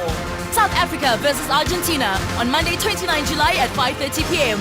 Live on SABC Sport on DTT Channel 4 and reports on SABC radio stations. Also available on SABC Plus and SABCSport.com. SABC Sport is the proud broadcaster of the Olympic Games Paris 2024. Hashtag the global battle of great athletes. For the love of the game. Stephen Grootes on SAFM. Into the final 7 minutes now, and I'm going to try and keep it together. I'm not going to promise that I am, but I am going to try and keep it together. 086 000 2032. 7 minutes now to 9. Sputnik on the line. I think I know a Sputnik. Sputnik, hi. Good morning, Stephen. How are you? Yeah, I'm well. It's been a while. It's been a while. I must just say very briefly, Stephen, thank you so much for assisting some of us to convey the messages that we needed to, whether we agreed with you from time to time or not. Or not, yes. But, you've been very professional about it, both on radio and on TV. I've had the pleasure of being with you on both platforms. And I must say that it has been a great pleasure to have crossed paths with you, and I dearly wish you all of the best in your next venture. Sputnik, thank you. And thank you for always being available. And thank you to all of the people in the communication space, because I know, as I said to the minister earlier, I don't always make it easy. I know. But it has always been a pleasure. Thank you so much, and good luck. Thank you. Bye. Thank you. Nick on line 4 says I'm doing. Nick, hello. Hello, Stephen. Ironically, this is my very first call into the radio. This is my brother, Nicholas. This is your brother, Nicholas. Wow. I have to say, I turned on the radio about 20 minutes ago when your bosses were in the studio, and I'm overwhelmed with pride for you to listen to your colleagues, to listen to your callers, to hear the impact that you've had on your listeners. I think it's really impressive. It's wonderful. I agree that you do an incredible service for this country, and just really proud of everything that you do. So well done. And I'm sure Mom and Dad are sitting glued to the radio listening to all these platitudes and just, overwhelmed with what you've achieved. So I wanted to say congratulations. And, I've listened to you a lot over the last few years, and it was through COVID. It was through the hardest years that you joined. And I think during that period, you kept the country going with your information and your interviews with Dr. Karim. It's a really important job. So well done. And, enjoy listening to what people have said about you, because not everybody gets that in their job. Not everyone gets that feedback. So enjoy that and take it on board. Nick, I didn't think it would ever be you who made me cry on the radio, but I think I'm there. Thank you, but I appreciate it. Well done, man. And to our other brother and Mom and Dad, who I think you're right, are listening. So thank you. Nick, thanks, man. We'll chat later. Thank you. Oh, that really has pushed me over the edge, I must just say. That is my brother, someone who I respect. I respect both my brothers immensely. They also play their own roles in our society in different ways. that actually has pushed me over the edge in a little while. But Nick, thank you. I never actually saw that coming. Conversations that you connect with and react to. SAFM. Okay, so this is my final message now. So as you know, this morning, my last morning with you, and from Monday, someone else will be sitting in this chair, and I want you to know that speaking to you every morning for the last 6 years and 3 months has been the honor of my professional life. I almost don't actually recognize the person who first came here in 2018 with Mdu and started to talking to you, and that's because you've taught me so much. So much has happened. You and I have been together for 3 elections, 2 Rugby World Cups, 1 awful pandemic, 6 league victories by Sundowns. Kaizer Chiefs, I think, has won nothing in all of that time. For me, I'm always going to remember you being with me, for being with Stanza, Zelma, Mdu and I during that pandemic, through that long, lonely, tough time. And I'm really going to miss you. I'm going to miss being with you. And I owe so much to so many people. And I must start with my immediate family, my wife, my son, my daughter. They have had to be without me every morning. And your sacrifice to allow me to do something I wanted to do since I turned 19 has been immense. So thank you, my love. And I can't tell you how excited I'm going to be to take my son and my daughter to school every morning. But there are also people I'm leaving here, people who've played such a big role in SAFM Sunrise. It was Julia Ann Malone at the start, Keenan Tlangetwa in management when we were starting, Andile Mwale over the last few years. People who've been directly involved in the show, and there have been so many, but several stand out. Rob Byrne, thank you for what you said. You and I have only met once, but I feel that you and I have actually been together so strongly every morning. So thank you.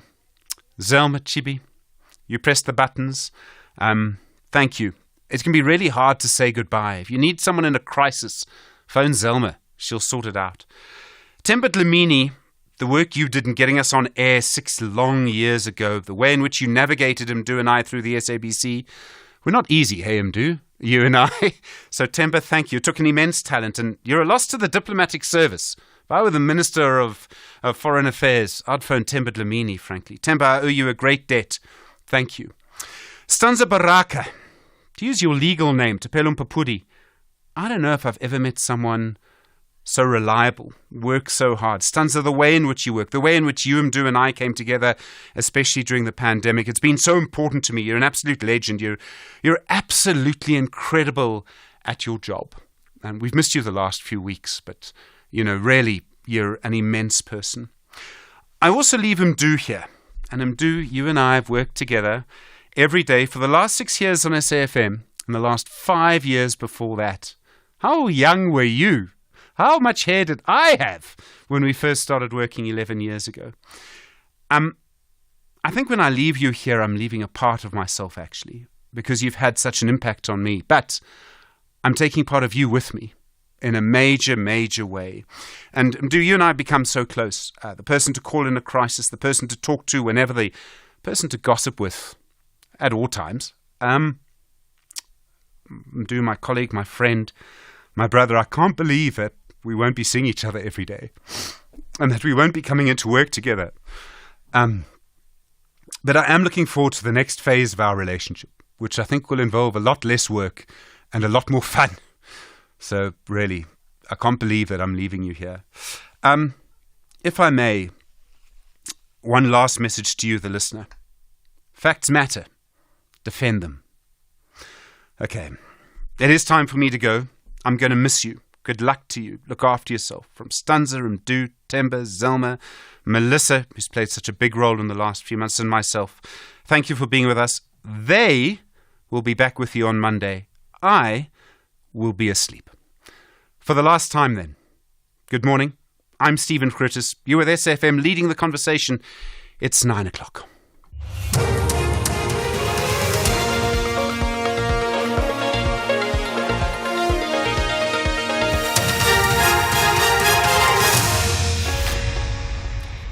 In our top stories, 6 people killed in Eastern Cape head-on collision and Malema available for another term as EFF leader.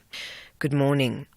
A head-on collision on the N2 near Mthatha in the Eastern Cape has claimed 6 lives. The crash between 2 passenger vehicles also left 3 people critically injured near Qoqwe village. All the deceased are male. The injured have been taken to the Nelson Mandela Academic Hospital. The cause of the crash is being investigated.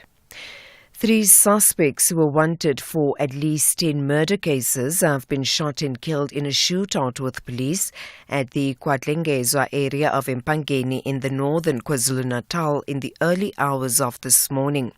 Police spokesperson Robert Nechihunda says police acted on intelligence and pounced on the suspects who were hiding at a house.